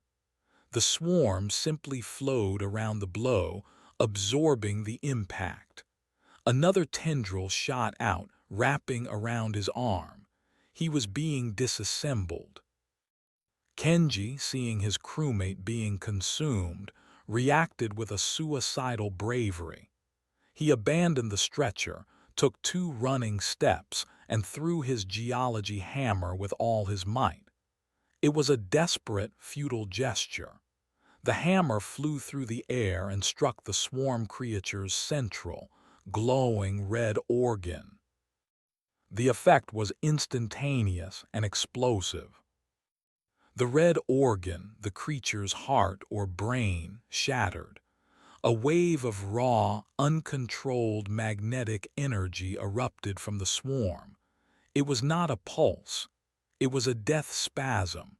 Every leech in the swarm discharged its stored energy at once. A dome of pure white force exploded outward. Lena was thrown backward, her body slamming into the far wall of the cavern.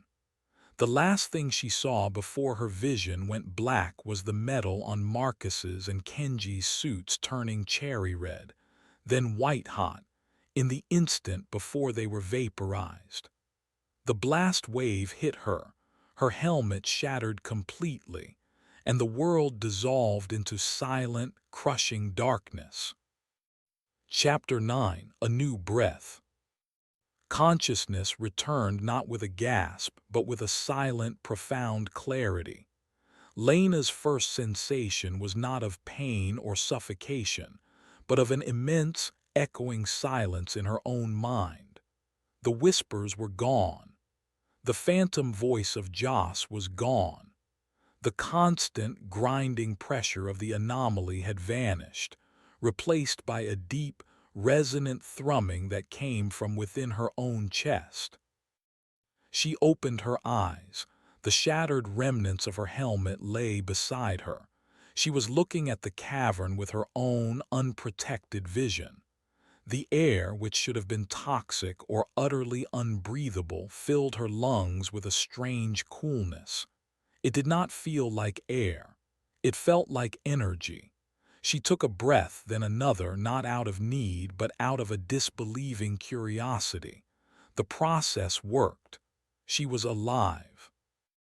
The cavern was a scene of utter annihilation. The siren plant was a shattered ruin of ice in a now boiling pool. The walls were scorched black where the blast had been most intense. Of Marcus and Kenji there was nothing. Not a trace of their suits, their bodies, or their gear remained. Only two faint, man-shaped shadows were seared onto the rock, permanent silhouettes of their final moments. Joss's stretcher was a mangled knot of metal. Grief, sharp and absolute, tried to surface. Marcus, her immovable shield. Kenji, her brilliant, flawed anchor to reason. Gone, vaporized. The weight of it should have crushed her, but it couldn't find purchase. Her emotions felt distant, filtered through the strange, powerful thrumming that now defined her existence. She pushed herself to her feet. Her movements were fluid, effortless. The exhaustion, the aches, the injuries, all gone. She looked down at her hands. The faint, bruised lines that had been appearing on her skin were no longer faint. They were a network of stark black veins, a web of metallic tracery that pulsed with a soft, internal silver light. They snaked up her arms, disappearing beneath the fabric of her suit. The iron in her blood had been fundamentally rewritten by the entity's dying blast. It was a new circulatory system, one that drew what it needed not from her lungs, but from the charged atmosphere and water around her. She had been reborn as a part of the cave. The horror of this transformation was a cold, distant fact, like a diagnosis for a patient she didn't know. The immediate reality was the power that came with it. She could feel the energy in the cavern, the residual magnetism left by the dead swarm. She could feel the immense, silent presence of the resonator in the chamber far behind her. It was a constant, fixed point in her senses, a new kind of compass.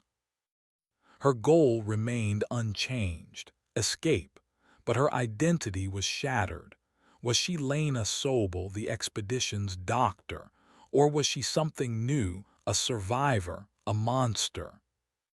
She walked across the cavern, her steps silent. She approached the spot where the amalgamate had fallen.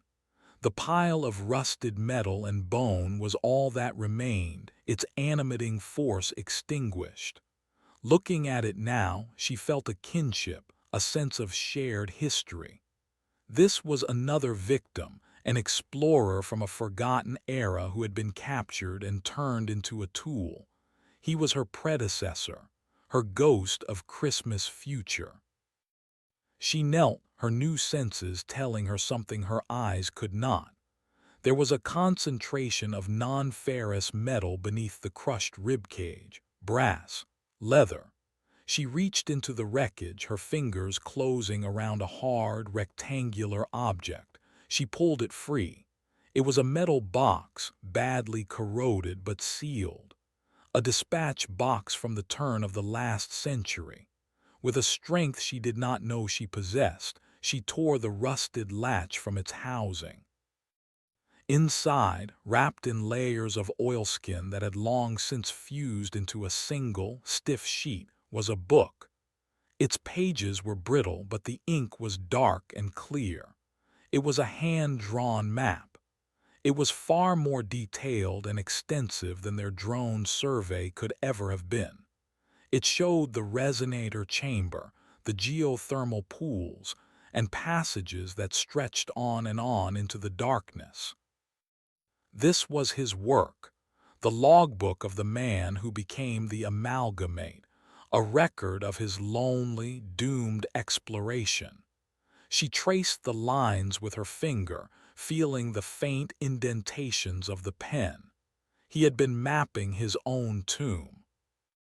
Her eyes fell upon a single path leading away from the chamber she was in now.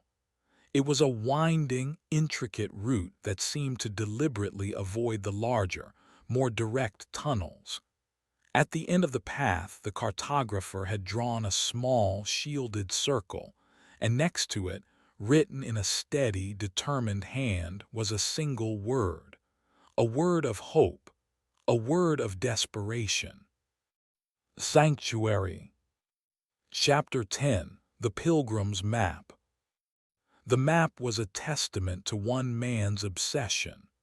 The pilgrim, as Lena now thought of him, had spent years charting this underworld, his cartography a desperate attempt to impose logic upon a nightmare. She held his entire world in her hands. The path to sanctuary was her only hope, a breadcrumb trail left by a ghost. She began her journey.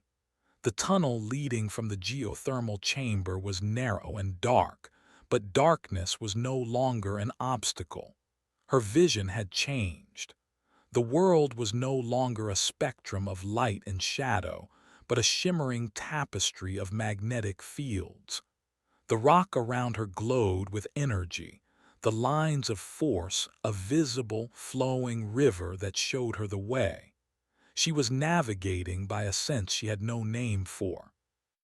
The transformation continued to assert itself. She didn't feel hunger or thirst. She didn't feel the passage of time.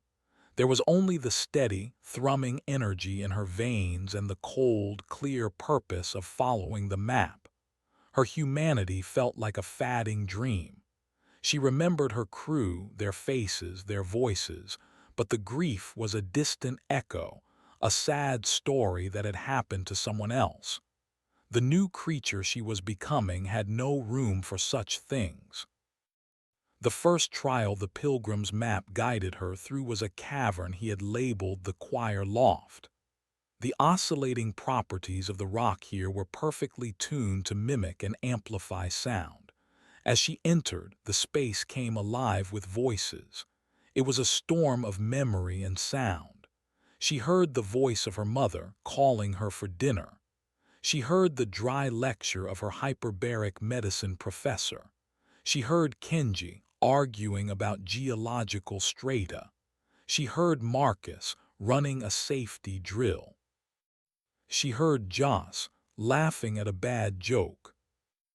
The voices swirled around her, begging her to stay, pleading with her to answer. They were flawless illusions, phantoms born of vibrating rock and her own memory. The old Lena would have been broken by the onslaught. The new Lena walked through the storm of sound with a steady, determined pace. The voices were data, nothing more. They were ghosts, and she was rapidly becoming one herself. Next came the Gauss orchard, a vast, silent chamber filled with the beautiful, deadly crystalline plants she had seen before. They stood in a dense forest, each one a living capacitor pulsing with a stored magnetic charge. The air crackled with their contained power. The map showed a single, winding path, a serpent's trail through the deadly grove. One misstep would trigger a chain reaction, turning the entire cavern into an inferno of magnetic energy. Her new senses made the passage possible. She could see the charge within each plant, a sphere of incandescent light.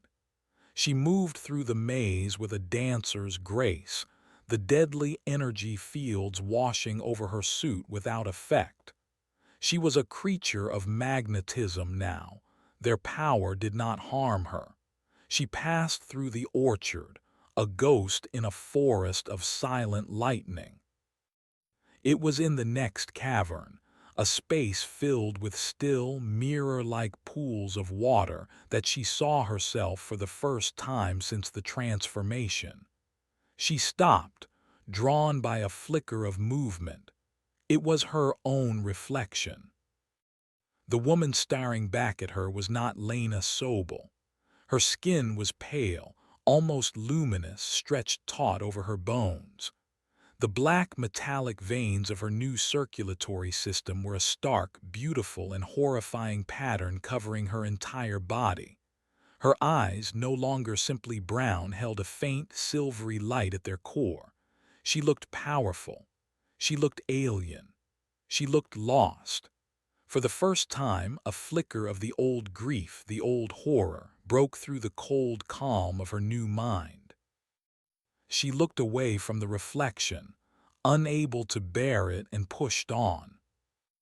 On the back of the map, the pilgrim had kept a diary, his thoughts scrawled in a cramped, hurried script. As she walked, she read his story. Day 342. The Iron God is angry. It sent the metal man to hunt me again. I hid in the vibrating caves. Its song cannot find me there. Day 517. The hunger for the surface is a dull ache now. This darkness is my home. I know its secrets. I know its lies. Day 689. I have found a place the Iron God's power cannot touch. A cavity of silent, dead stone. A shield. I will call it sanctuary. If I can reach it, I may be able to think clearly, to find a way to kill the god. He had not been looking for an escape. He had been looking for a place to fight back. He had failed. He had become the metal man, the amalgamate, the very tool of the god he sought to destroy. Lena felt a new emotion crystallize within her, displacing the cold logic. It was not grief. It was rage. A cold, silent fury on behalf of the ghost whose map she carried. She would not share his fate. She would succeed where he had failed. She would not just escape. She would finish his war. Finally, after an eternity of walking through the glowing, humming darkness, she found it. A perfect, circular doorway set into a wall of stone so black it seemed to devour the energy around it. The door was seamless, featureless. As she approached, the thrumming in her body faded. Her magnetic vision dissolved into darkness. The constant pull of the resonator vanished. The rock here was inert, dead. She was blind again. She was human again. She stood before the sealed entrance to sanctuary, her power stripped away, her senses returned to their fragile human state. This was the pilgrim's last hope, the place from which he planned his attack. It was then she heard it, a sound from the tunnel behind her. It was faint but unmistakable, a slow, rhythmic grinding, a scrape of metal on rock. She turned, her heart, a useless human organ hammering in her chest. A light appeared in the far darkness of the tunnel, a single, weak, strobing orange light, an emergency beacon, and beneath it the lurching, hulking silhouette of a familiar, impossible horror. It was the amalgamate, the same one. Its parts were reassembling, pulled together by some unseen force. It was coming for her. The god was dead, but its will, its hate remained.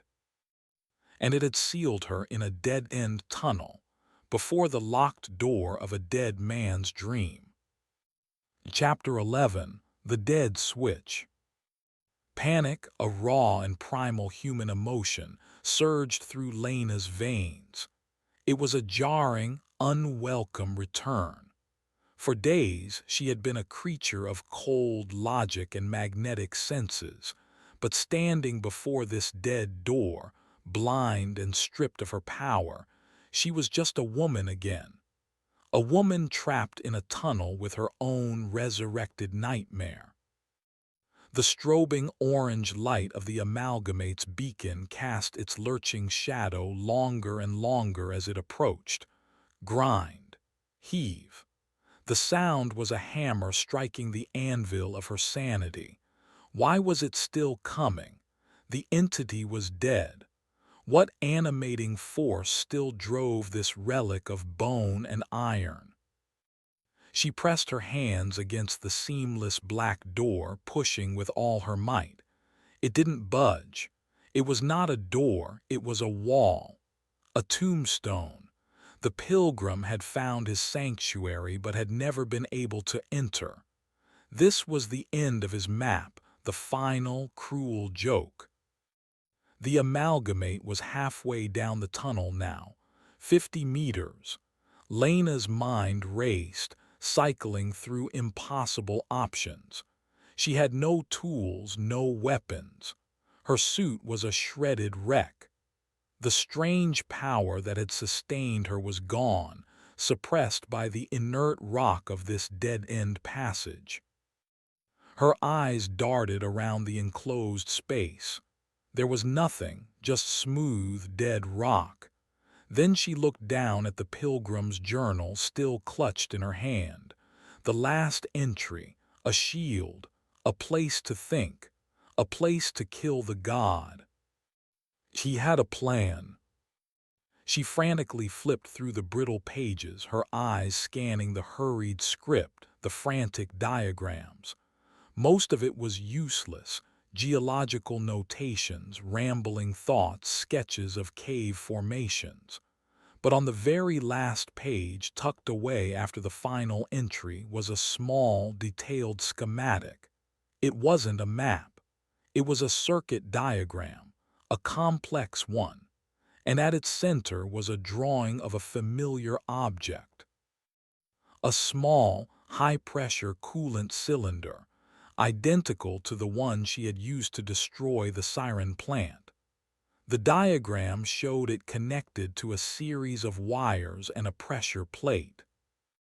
Beneath the drawing were two words, dead switch. It wasn't a plan to kill the god from inside the sanctuary. The sanctuary itself was the weapon. This dead zone, this anomaly-suppressing rock, was an insulator, and the pilgrim had intended to turn it into a capacitor, a bomb. He was going to use the resonator's own energy against it, channeling it through this tunnel and storing it, waiting to unleash it in one catastrophic blast. He had died before he could build it. The amalgamate was 20 meters away, close enough for her to see the jerky, unnatural movements. It wasn't moving with the fluid, magnetic pull she had seen before. This was different, spasmodic, a puppet whose strings were being pulled at random. She realized the truth. The entity's dying blast had released waves of chaotic, undirected energy into the cave system. The amalgamate was a leaf caught in a hurricane, a mindless automaton animated by the ghost echoes of a dead god's power. It wasn't hunting her. It was simply coming, a machine with no off switch. Lena's gaze fell upon the wreckage of her own suit. On the back, dented but intact, was her own coolant cylinder. Hope, fierce and sharp as a shard of glass, cut through her panic. She had the final piece of the pilgrim's puzzle. She tore the cylinder from its housing. Her hands worked with a desperate, newfound purpose, referencing the diagram in the journal. The wiring was the easy part. She cannibalized her suit's remaining systems. The pressure plate was harder. She needed something to close the circuit. The amalgamate was 10 meters away, its grotesque form filling the tunnel. Its single, fused arm reached out, scraping against the wall. Lena found what she needed, the dispatch box. the pilgrim's own metal container. It would serve as the final component of his legacy. She jammed it between the cylinder's valve and the live wiring, creating a crude but effective pressure switch. If the box was crushed, the valve would open, the coolant would discharge, and the circuit would close. The plan was insane. It would either do nothing, or it would bring the entire tunnel down on top of her. But it was the only plan she had. It was the only plan the pilgrim had. She wedged the finished device into a fissure in the rock wall, directly in the amalgamate's path. Then she scrambled back to the seamless door, pressing her body against it, making herself as small as possible. The amalgamate reached the device. It did not see it. It did not react to it. It simply continued its relentless, mindless advance. Its fused metal chest pressed against the dispatch box. The box groaned, the metal buckling. Lena held her breath. With a final, sharp crack, the box collapsed. The valve opened. The coolant discharged. The circuit closed. For a heartbeat, nothing happened. Then a low hum filled the air. The dead rock around her came alive. The silvery veins on Lena's own skin flared with light as the immense stored energy of the resonator, channeled by the pilgrim's design, surged into the dead zone. The black walls of the tunnel began to glow, first a dull red, then a brilliant, incandescent white. The light was blinding. The hum rose to a deafening shriek. The amalgamate was caught in the center of the energy surge. The chaotic power that had animated it was overwhelmed. It convulsed, its metal frame glowing white-hot.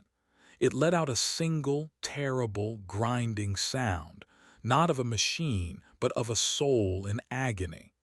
Then it dissolved into a shower of incandescent dust. The energy discharge was too much for the rock to contain. The tunnel began to collapse. The seamless door behind Lena fractured, great cracks appearing across its surface. With a sound like a thunderclap, the door shattered inward. Lena was thrown through the opening, tumbling into the darkness beyond as the tunnel she had just occupied ceased to exist, burying the pilgrim's bomb and the last traces of the amalgamate forever. Chapter 12, Sanctuary. She landed on a floor of smooth, cool stone. The air was still and silent.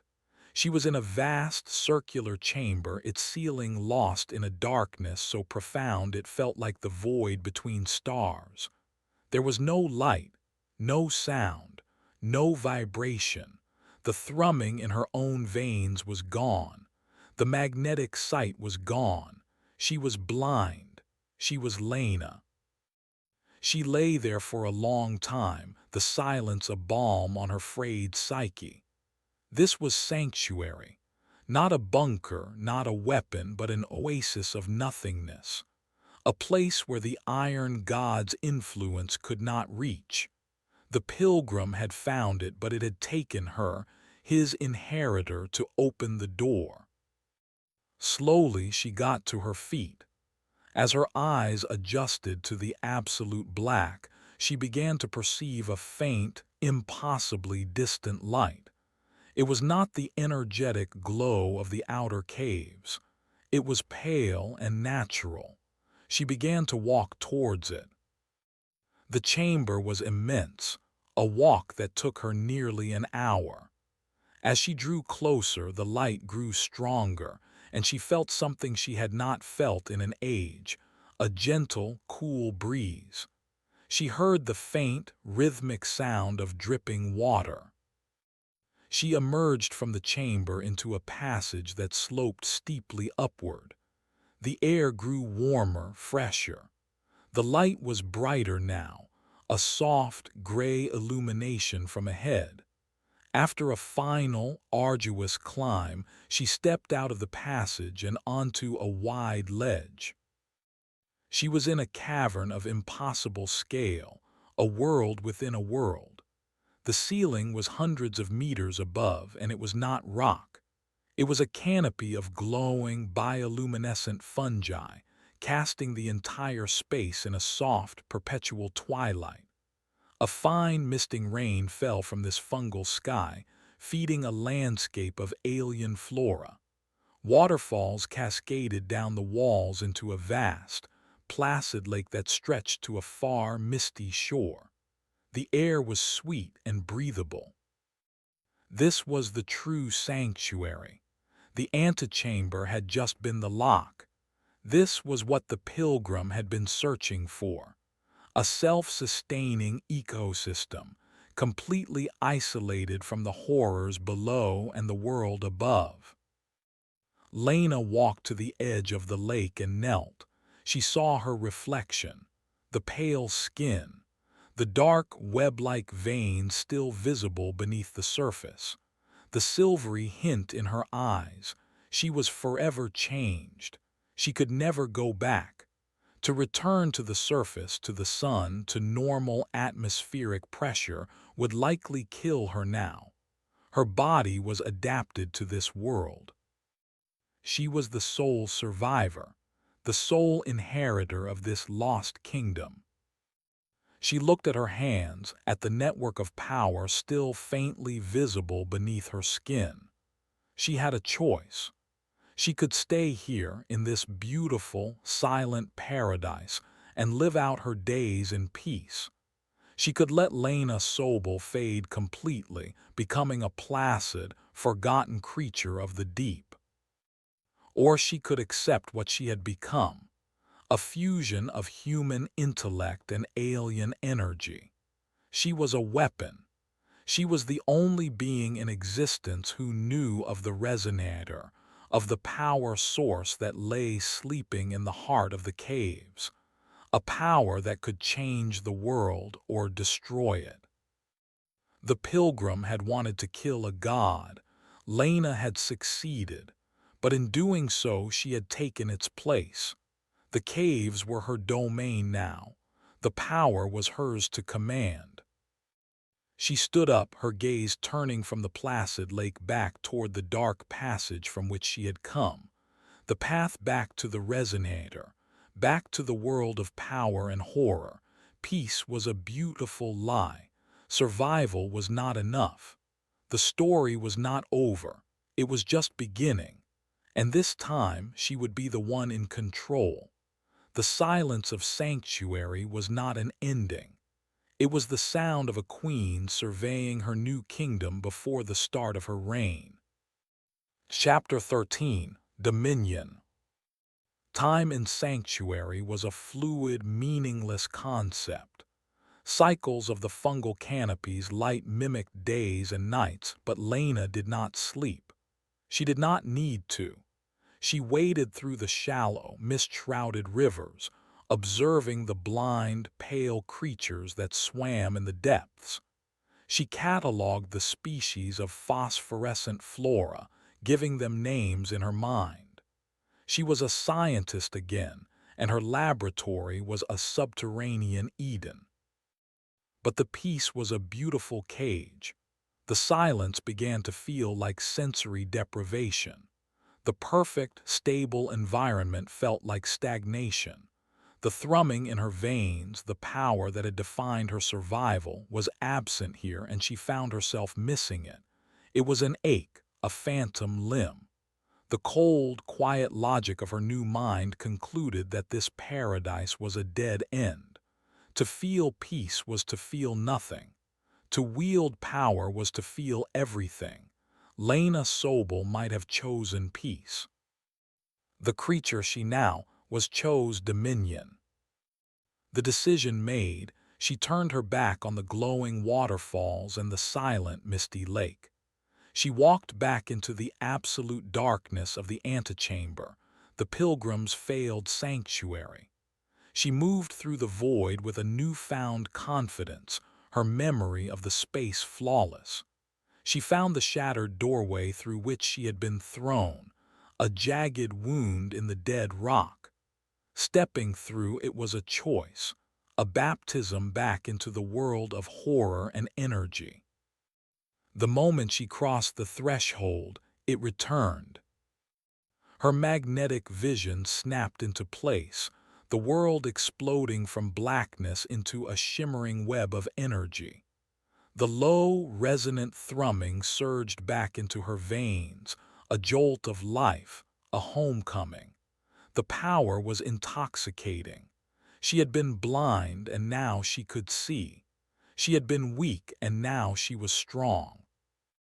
She began the long journey back, retracing her steps, but the journey was wholly different. She was not a fugitive, but a ruler returning to her throne room.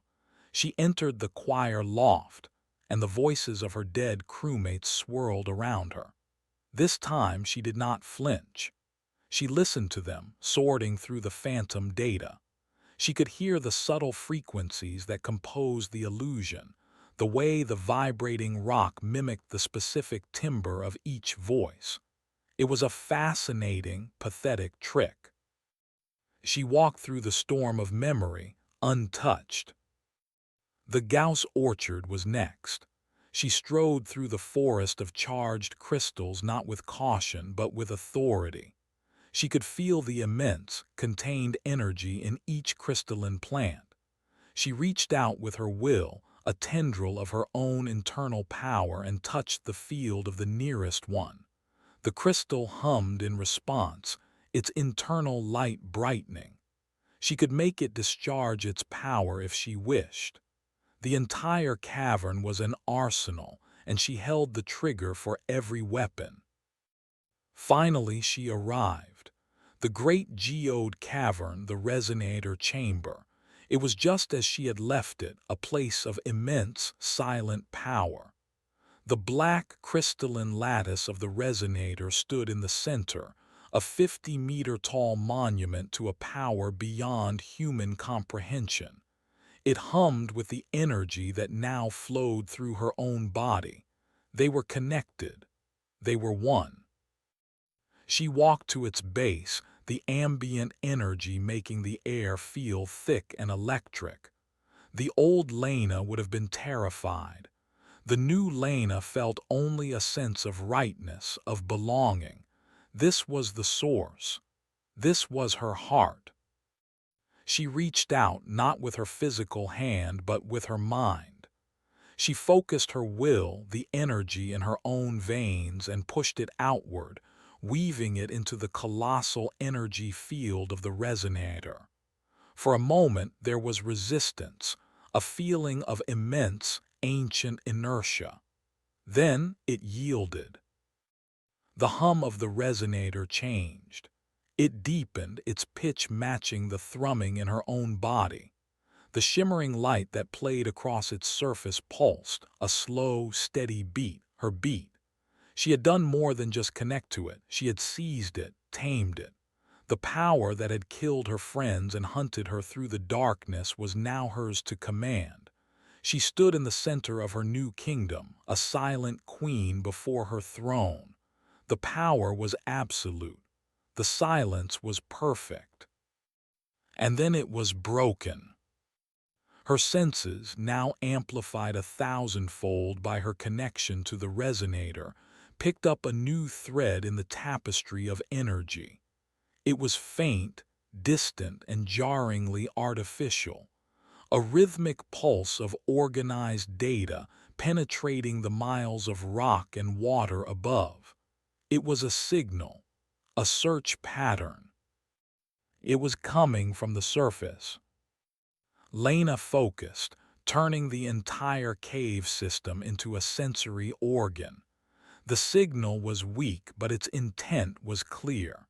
It was a probe, a question sent into the deep, a voice from a world she no longer belonged to. They were looking for her, or at least for what was left. They had not forgotten, and they were coming. Chapter 14. Intruders. The signal from the surface was a clumsy, brutish intrusion into the delicate symphony of the caves.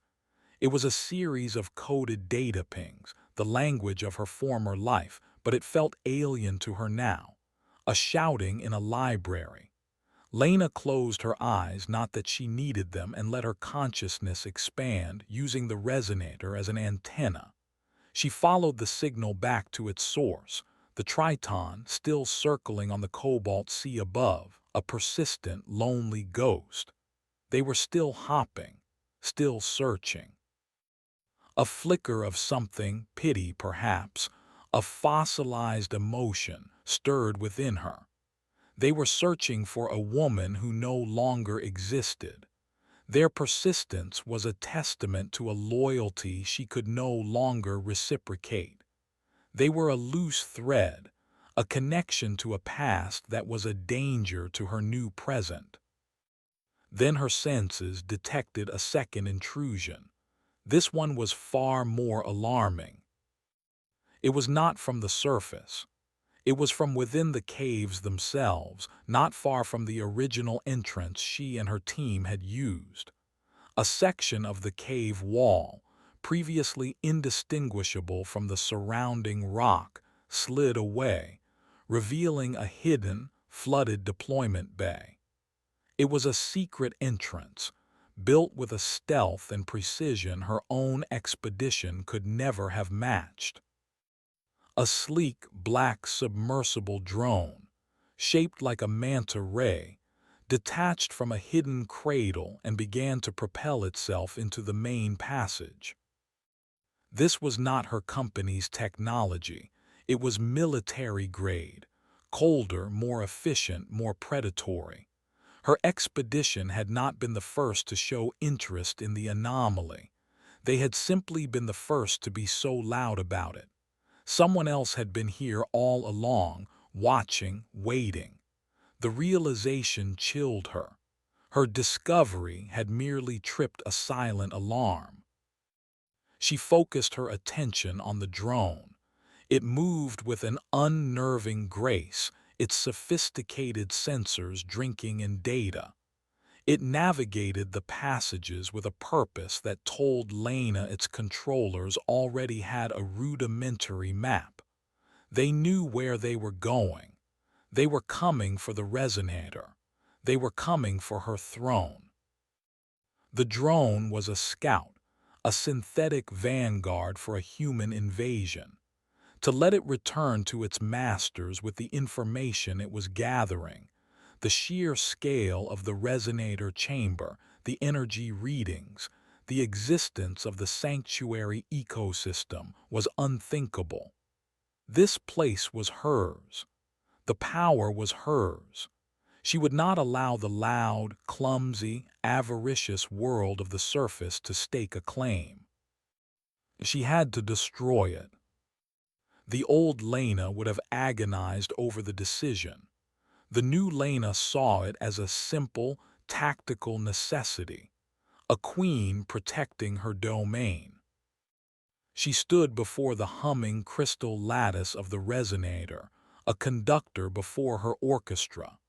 She drew upon its immense power, but she did not unleash it in a chaotic, uncontrolled wave like the dead entity. She gathered it, shaped it, focused it. It was a process that felt as natural as breathing.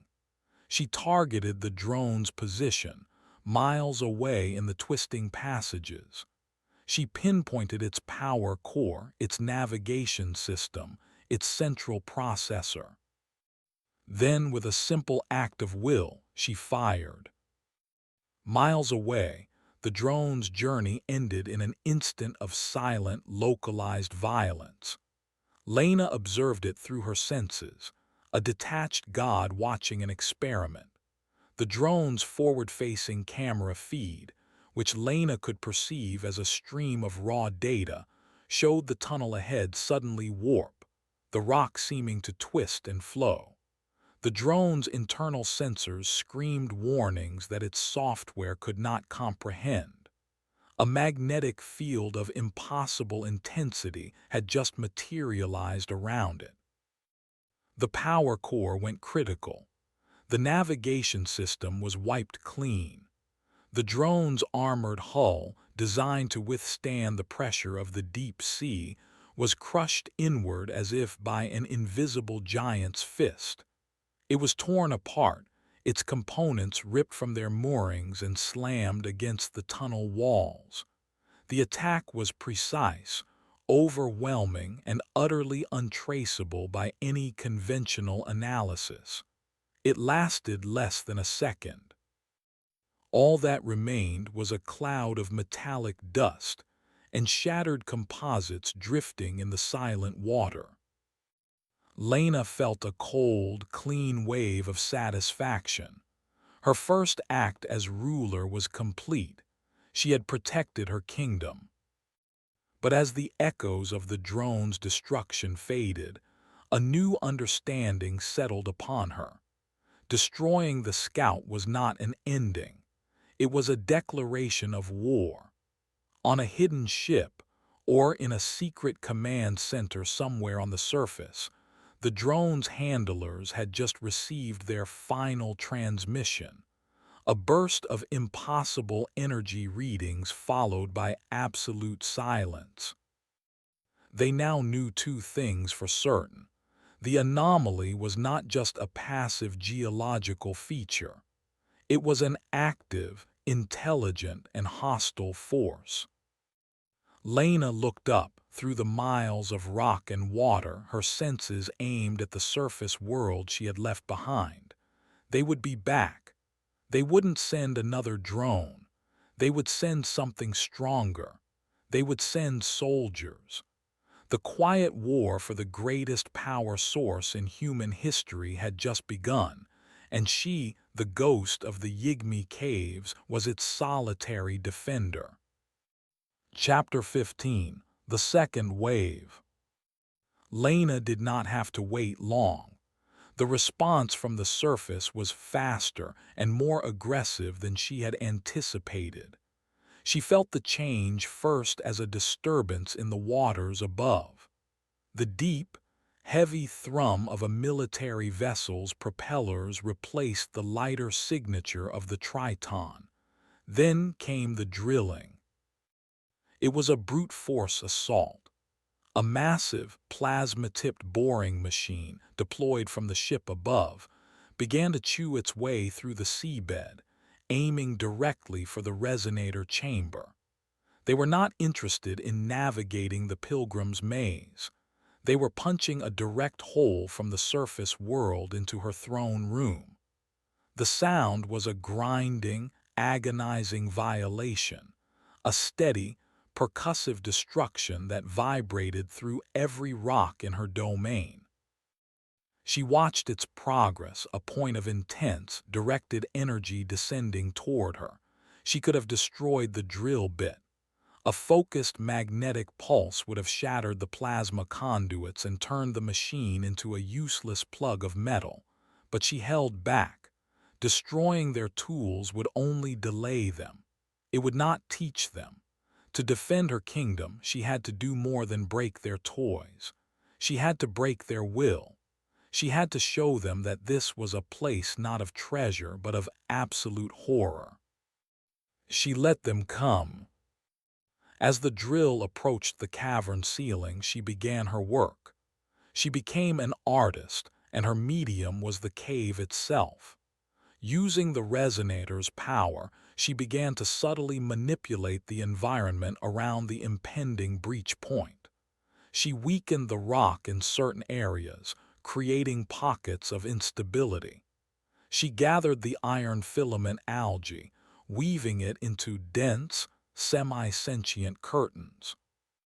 She gently nudged the great, silent lodestone crabs, herding them into formations below the breach point like a silent, waiting army. Finally, with a roar of tortured rock, the drill broke through. A perfect 50-meter circle of the cavern ceiling disintegrated, and a torrent of seawater and rock debris cascaded down. Through the swirling chaos, a massive deployment platform was lowered, secured by colossal anchor clamps. Ropes and ladders snaked down. Armored figures began to descend. They were soldiers. Their forms were bulky, encased in advanced combat-grade deep-sea armor, their helmets featureless and hostile. They carried weapons that were not designed for research. Pulsed water rifles, sonic stunners, magnetic grapples. They moved with the cold efficiency of a team that had trained for exactly this scenario. They established a perimeter on the cavern floor, their suit lights cutting sharp, white cones through the misty air. They saw a cavern of impossible size, glowing with a ghostly light. They saw a colossal, humming crystal. They saw what they believed was the greatest prize in human history, ripe for the taking. They did not see the queen. Lena watched them from the shadows at the base of the resonator, a silent observer. She let them secure their position. She let them send their initial reports to the surface, reports filled with awe and triumph. She let them believe they were in control. Then she gave the signal. Her will pulsed through the cavern. The first to respond were the lodestone crabs. The silent statues came to life, their metallic carapaces resonating with the energy she fed them. They rose on their thick legs and charged, a skittering, unstoppable tide of armored flesh and magnetic force. The soldiers were taken by surprise. They opened fire, their weapons tearing chunks from the creature's shells, but for everyone that fell, 10 more took its place. The crabs swarmed them, their powerful claws not seeking flesh, but metal. They latched onto the soldiers' armor, their magnetic properties shorting out electronics and buckling plates. Simultaneously, the curtains of iron filament algae descended from the ceiling, wrapping around the soldiers, blinding them, entangling them. The threads writhed, constricting, their metallic properties interfering with the suit systems. The battle was short, brutal, and one-sided. The soldiers' advanced technology was useless. Their training had not prepared them for a fight against the environment itself. They were not fighting an enemy. They were being rejected by a world. From the chaos of the battle, one soldier was thrown clear. His suit was damaged, his weapon lost. He scrambled backward, his helmet display filled with static and the dying screams of his comrades. He looked up and saw her. Lena stepped out from the base of the resonator, the silver light of its power illuminating her. She did not look like a woman. She looked like a goddess of the deep, her pale skin glowing, the black veins on her body pulsing with light, her eyes shining with a cold, silver fire. She was terrible and beautiful. She raised a hand, and the chaos of the battle ceased. The crabs stopped. The algae retreated. All was silent save for the panicked breathing of the lone survivor. She wanted this one to live. She wanted him to carry the message. She focused her will not on his suit but on his mind. She bypassed the helmet's electronics and projected a single, clear image directly into his consciousness. The face of the amalgamate, the silent, grinding agony of its existence, the horror of becoming a tool for an uncaring God. It was a vision of his own future, of the fate that awaited all who trespassed here. The soldier screamed, a raw animal sound of a mind breaking.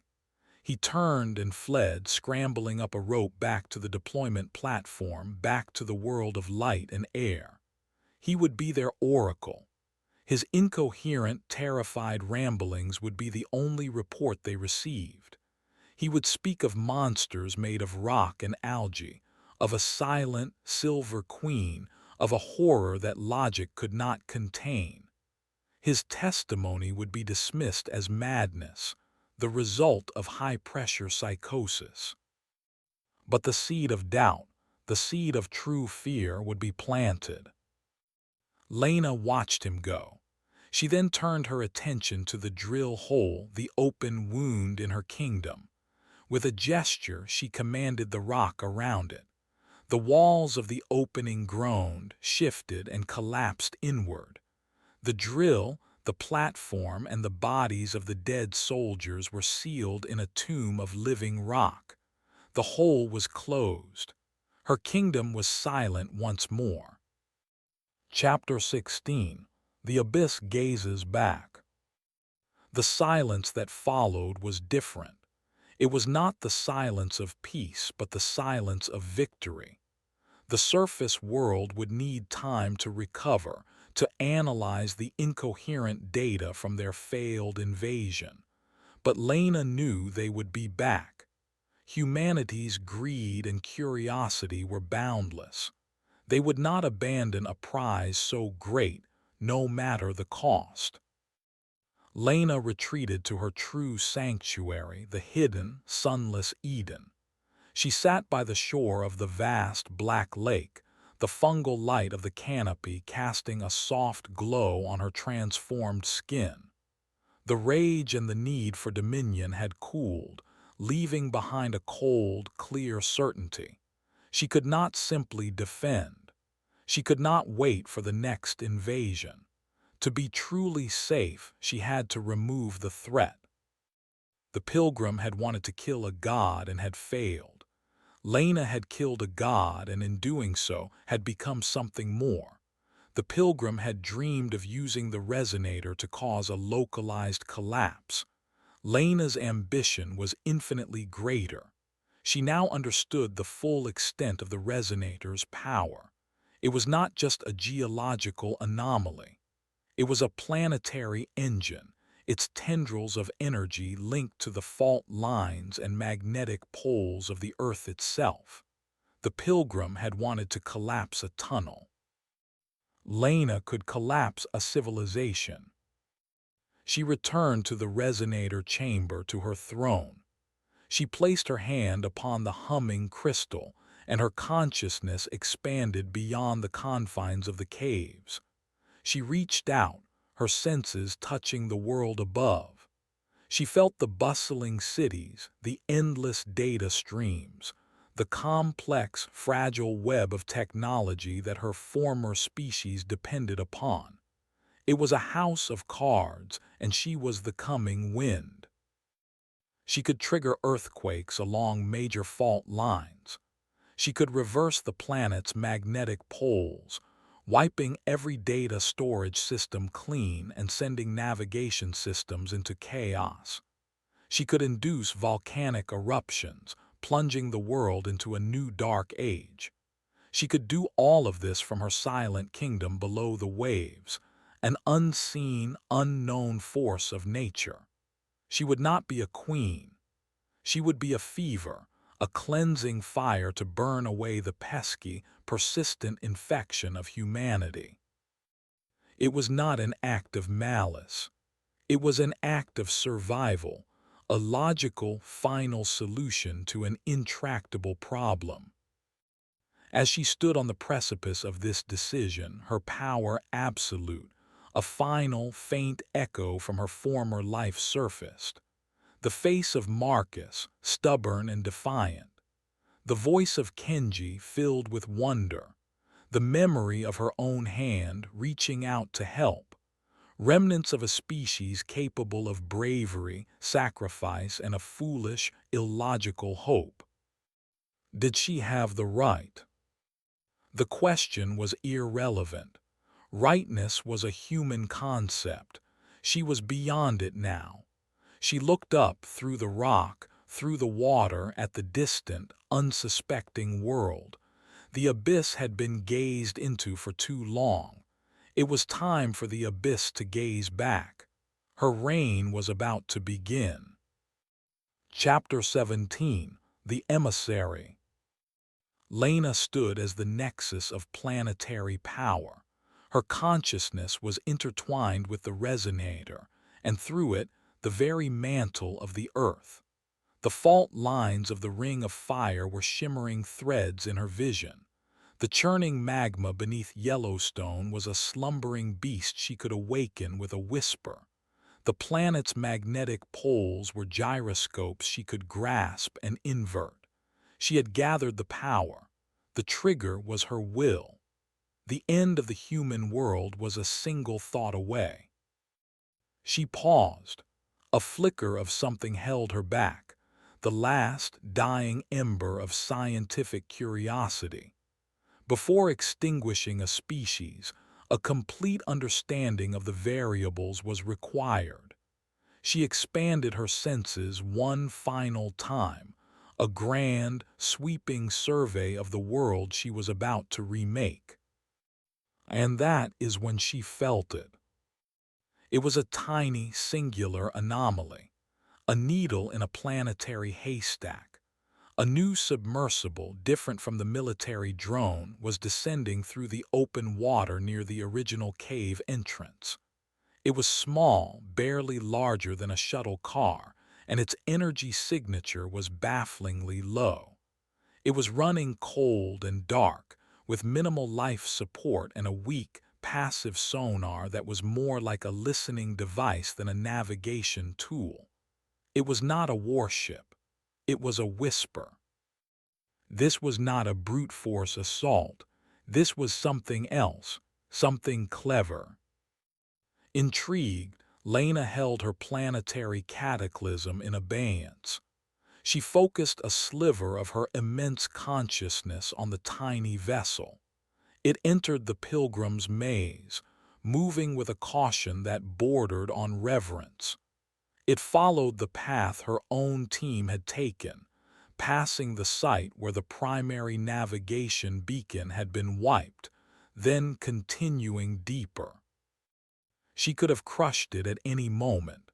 A focused pinch of magnetism, a subtle sonic resonance to crack its hull, a simple geological event to collapse the tunnel ahead. Yet she stayed her hand. This new variable was too interesting to simply eliminate. This was not an act of war. It was a question being posed, and she found herself wanting to know what it was. The submersible traveled for what must have been hours. It moved through the chamber where the amalgamate had first appeared, its passive sensors knotting the deep gouges in the rock. It navigated the passage where Joss's console had exploded. It was a ghost retracing her own desperate flight. Finally, it arrived at the entrance to the great resonator chamber. It stopped, hovering in the water, a silent, humble supplicant before the throne room. It made no attempt to scan, no attempt to deploy equipment. It simply waited as if seeking permission. Lena granted it. She kept the resonator's energy field stable calm. She watched as the submersible's side hatch opened. A single figure emerged, encased in a simple, non-metallic pressure suit, the kind used for deep-sea observation, not combat. The figure did not carry a weapon. It did not carry any equipment at all, save for a small, sealed pouch at its belt. The figure propelled itself slowly into the center of the cavern, stopping a respectful distance from the glowing, crystalline lattice of the resonator. Then, it did something utterly unexpected. With slow, deliberate movements, the figure reached up and unsealed its helmet. Lena felt the faint gasp of the suit's internal atmosphere rushing out, the change in pressure, the sudden exposure of unprotected life to this alien environment. The figure should have died instantly, the pressure crushing its lungs, the unique atmospheric composition a deadly poison. But Lena, in her victory over the second wave, had changed the chamber. The air, while thin, was now a stable mixture of gases suffused with the resonator's life-sustaining energy. It was her air.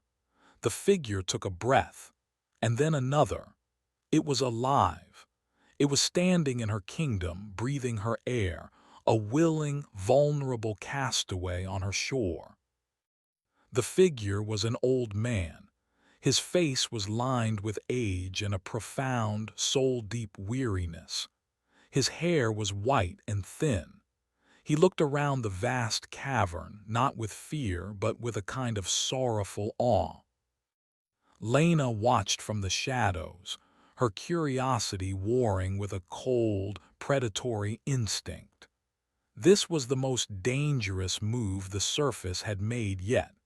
It was an act of complete and utter surrender, a gesture of trust so absolute it could only be a tactic. The old man reached into the pouch at his belt and removed a flat, waterproof object. It was a printed photograph, sealed in a polymer sleeve. He held it up, not to the resonator, but out into the empty space of the cavern, as if he knew, somehow, that she was watching. Lena focused her senses on the image. It was a picture of a smiling, dark-haired young woman in a graduation gown, her arms around two proud, happy people. It was a picture of Lena Sobel and her parents. The old man staring into the heart of her power, the man who had gambled his life on the hope that something of his daughter still remained, was her father. Chapter 18. The Ghost in the Machine. The image was a key. It unlocked a room in her mind that she had sealed shut, a room filled with sunlight and the smell of coffee, the sound of laughter, the feeling of a hug. These sensations, so alien to her current existence, flooded her consciousness. They were not data. They were pain. Lena. Her father's voice, not through a comms unit but spoken into the charged air of the cavern. It was weak and thin in the vast space, yet it struck her with the force of the resonator's sonic blast. She remained in the shadows, a storm of conflicting realities raging within her. The goddess, the entity of pure energy and logic, reeled from the assault. This was an attack it could not comprehend, a weapon it could not counter. The ghost of the woman she had been, the ghost he was trying to reach, was stirring, roused from its deep slumber by the one voice it could not deny. "They told me what happened," he continued, his voice steady, though she could feel the frantic, terrified beating of his heart. "They showed me the data, the energy signatures, the final testimony of that poor soldier. They think there is a monster down here, a hostile intelligence. They were planning a new mission, something final, a weapon that would have collapsed this entire region, sealing the threat forever."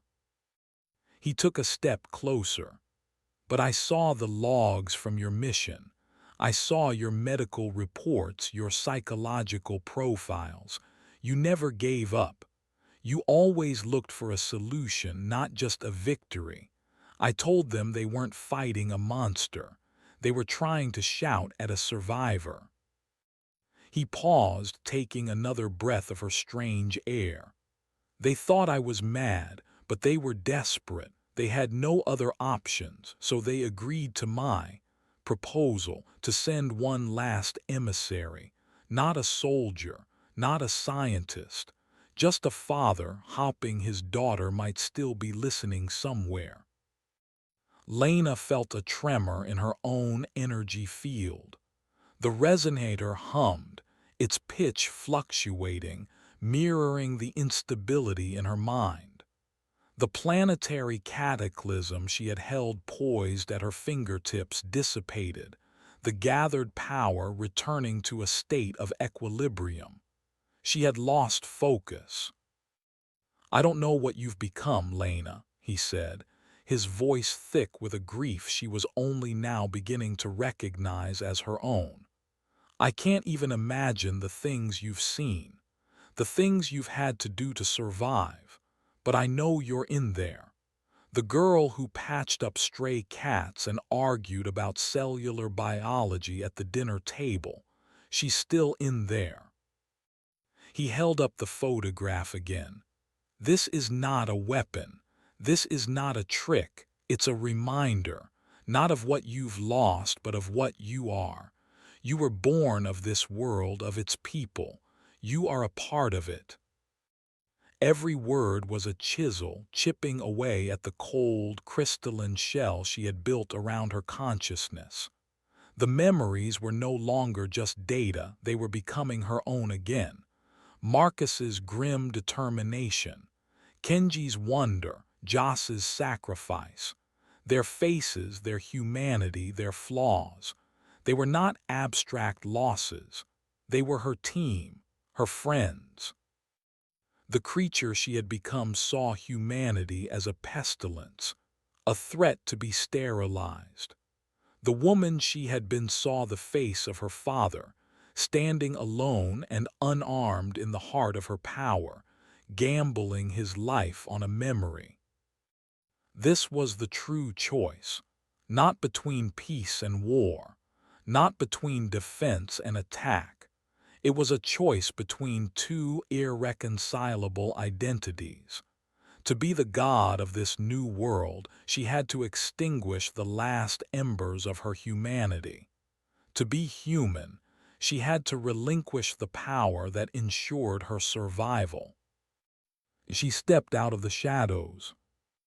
Her father gasped.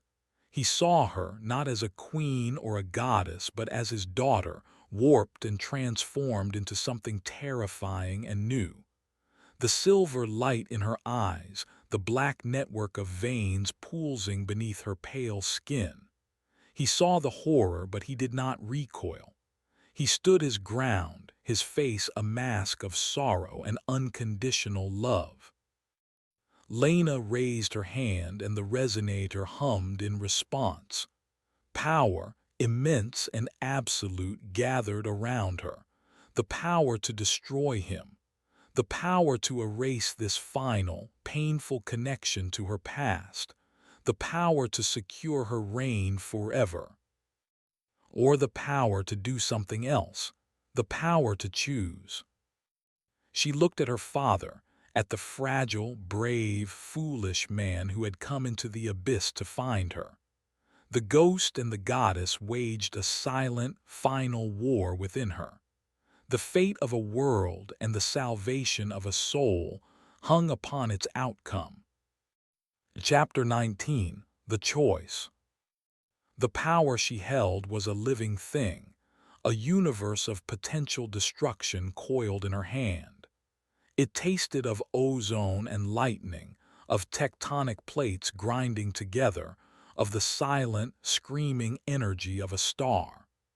It was the ultimate expression of the cave's will, to eradicate, to protect, to be absolute.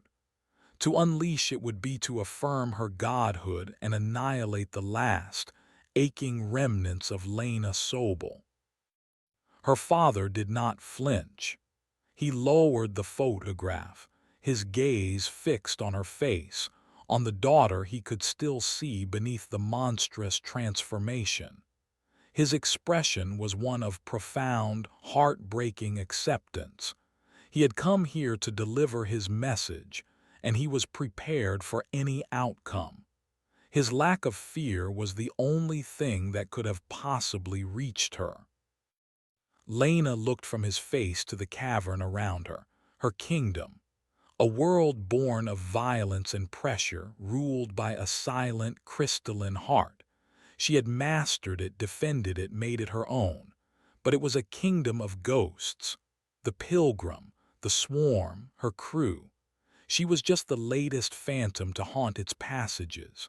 To choose this power was to choose to be alone forever, a silent god reigning over a silent tomb. And what of the world above?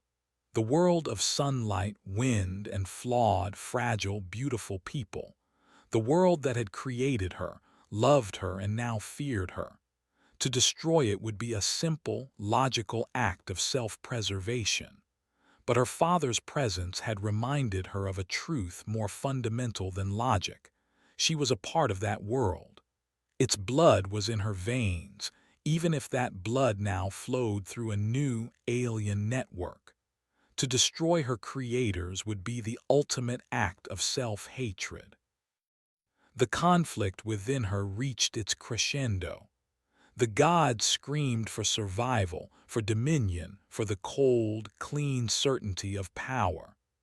The woman wept for her lost life, for her murdered friends, for the father who stood before her, offering a memory as his only shield. In the end, it was not the god or the woman who made the choice. It was the scientist. The problem was not humanity, it was the power. The resonator itself was the threat, a source of temptation and corruption too great for any world above or below to bear. As long as it existed, it would be a prize to be fought over, a weapon waiting to be wielded. It had turned the pilgrim into a monster. It had spawned the swarm.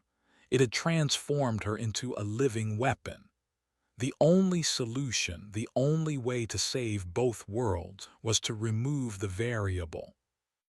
Her decision was made, not destruction, not retreat, uncreation. The power she held in her hand shifted. It was no longer aimed outward at the world or at the man before her. She turned it inward, focusing it back on its source, back on the resonator. She would not use the pilgrim's bomb to collapse a tunnel. She would use her own will to collapse the God machine itself. "Lena, what are you doing?" her father asked, sensing the monumental shift in the energy around them. She looked at him, and for the first time the silver light in her eyes softened. She offered him a flicker of a smile, a ghost of her former self. It was a goodbye. She sent a single, clear thought to him, a silent projection of will, the last gift her power could give. It was not a word but a feeling, an urgent, undeniable command to leave. He understood. Tears streamed down his face as he gave her a final, small nod of acknowledgement. He turned and propelled himself back toward his submersible, a man who had journeyed to the center of the earth to find his daughter, only to have to leave her there. Lena waited until he was clear of the cavern. Then she unleashed everything she was, everything she had become, in one final, defiant act. She pushed her consciousness, her will, her very life force into the heart of the resonator. She was not attacking it. She was overloading it with a paradox, the desire for its own annihilation. She fed it the concept of its own non-existence. The great crystalline lattice began to vibrate. The hum rose to an unbearable shriek. The structure, which had stood for eons, began to glow with an impossible internal light. Cracks formed along its black pillars, not from external force, but from an internal contradiction. The god was being forced to devour itself. Lena felt her own body beginning to unravel. The black veins on her skin burned with a white-hot fire.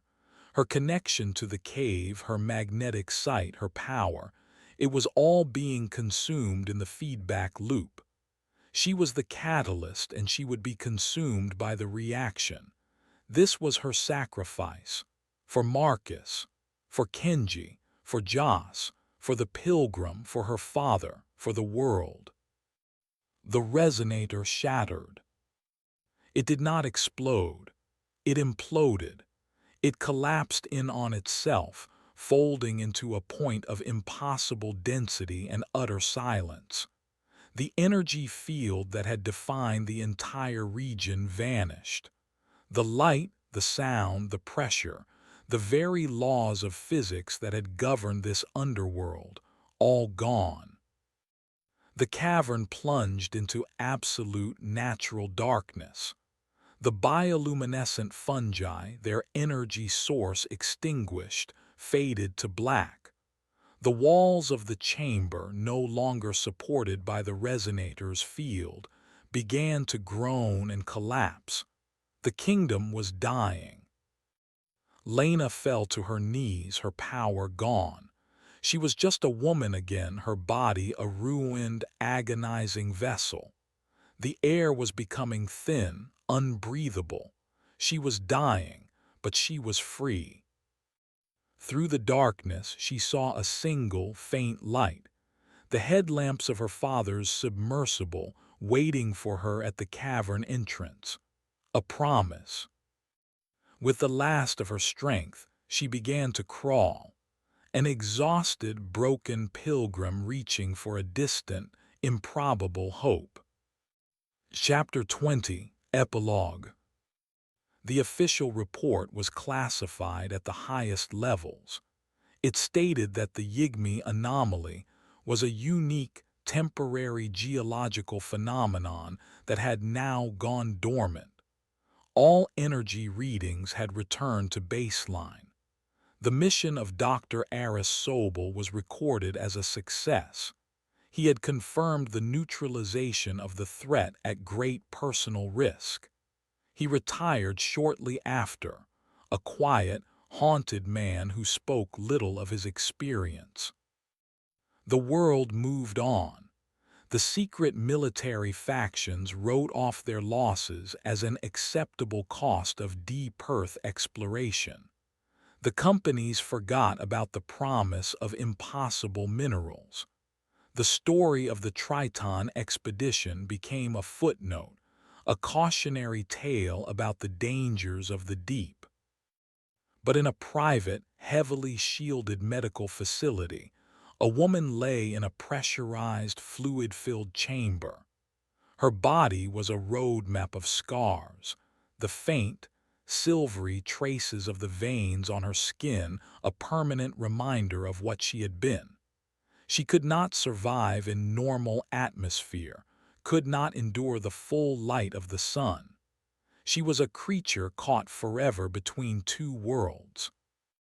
Her father sat by the chamber's thick window every day, reading to her, talking to her, showing her pictures of a world she could no longer touch.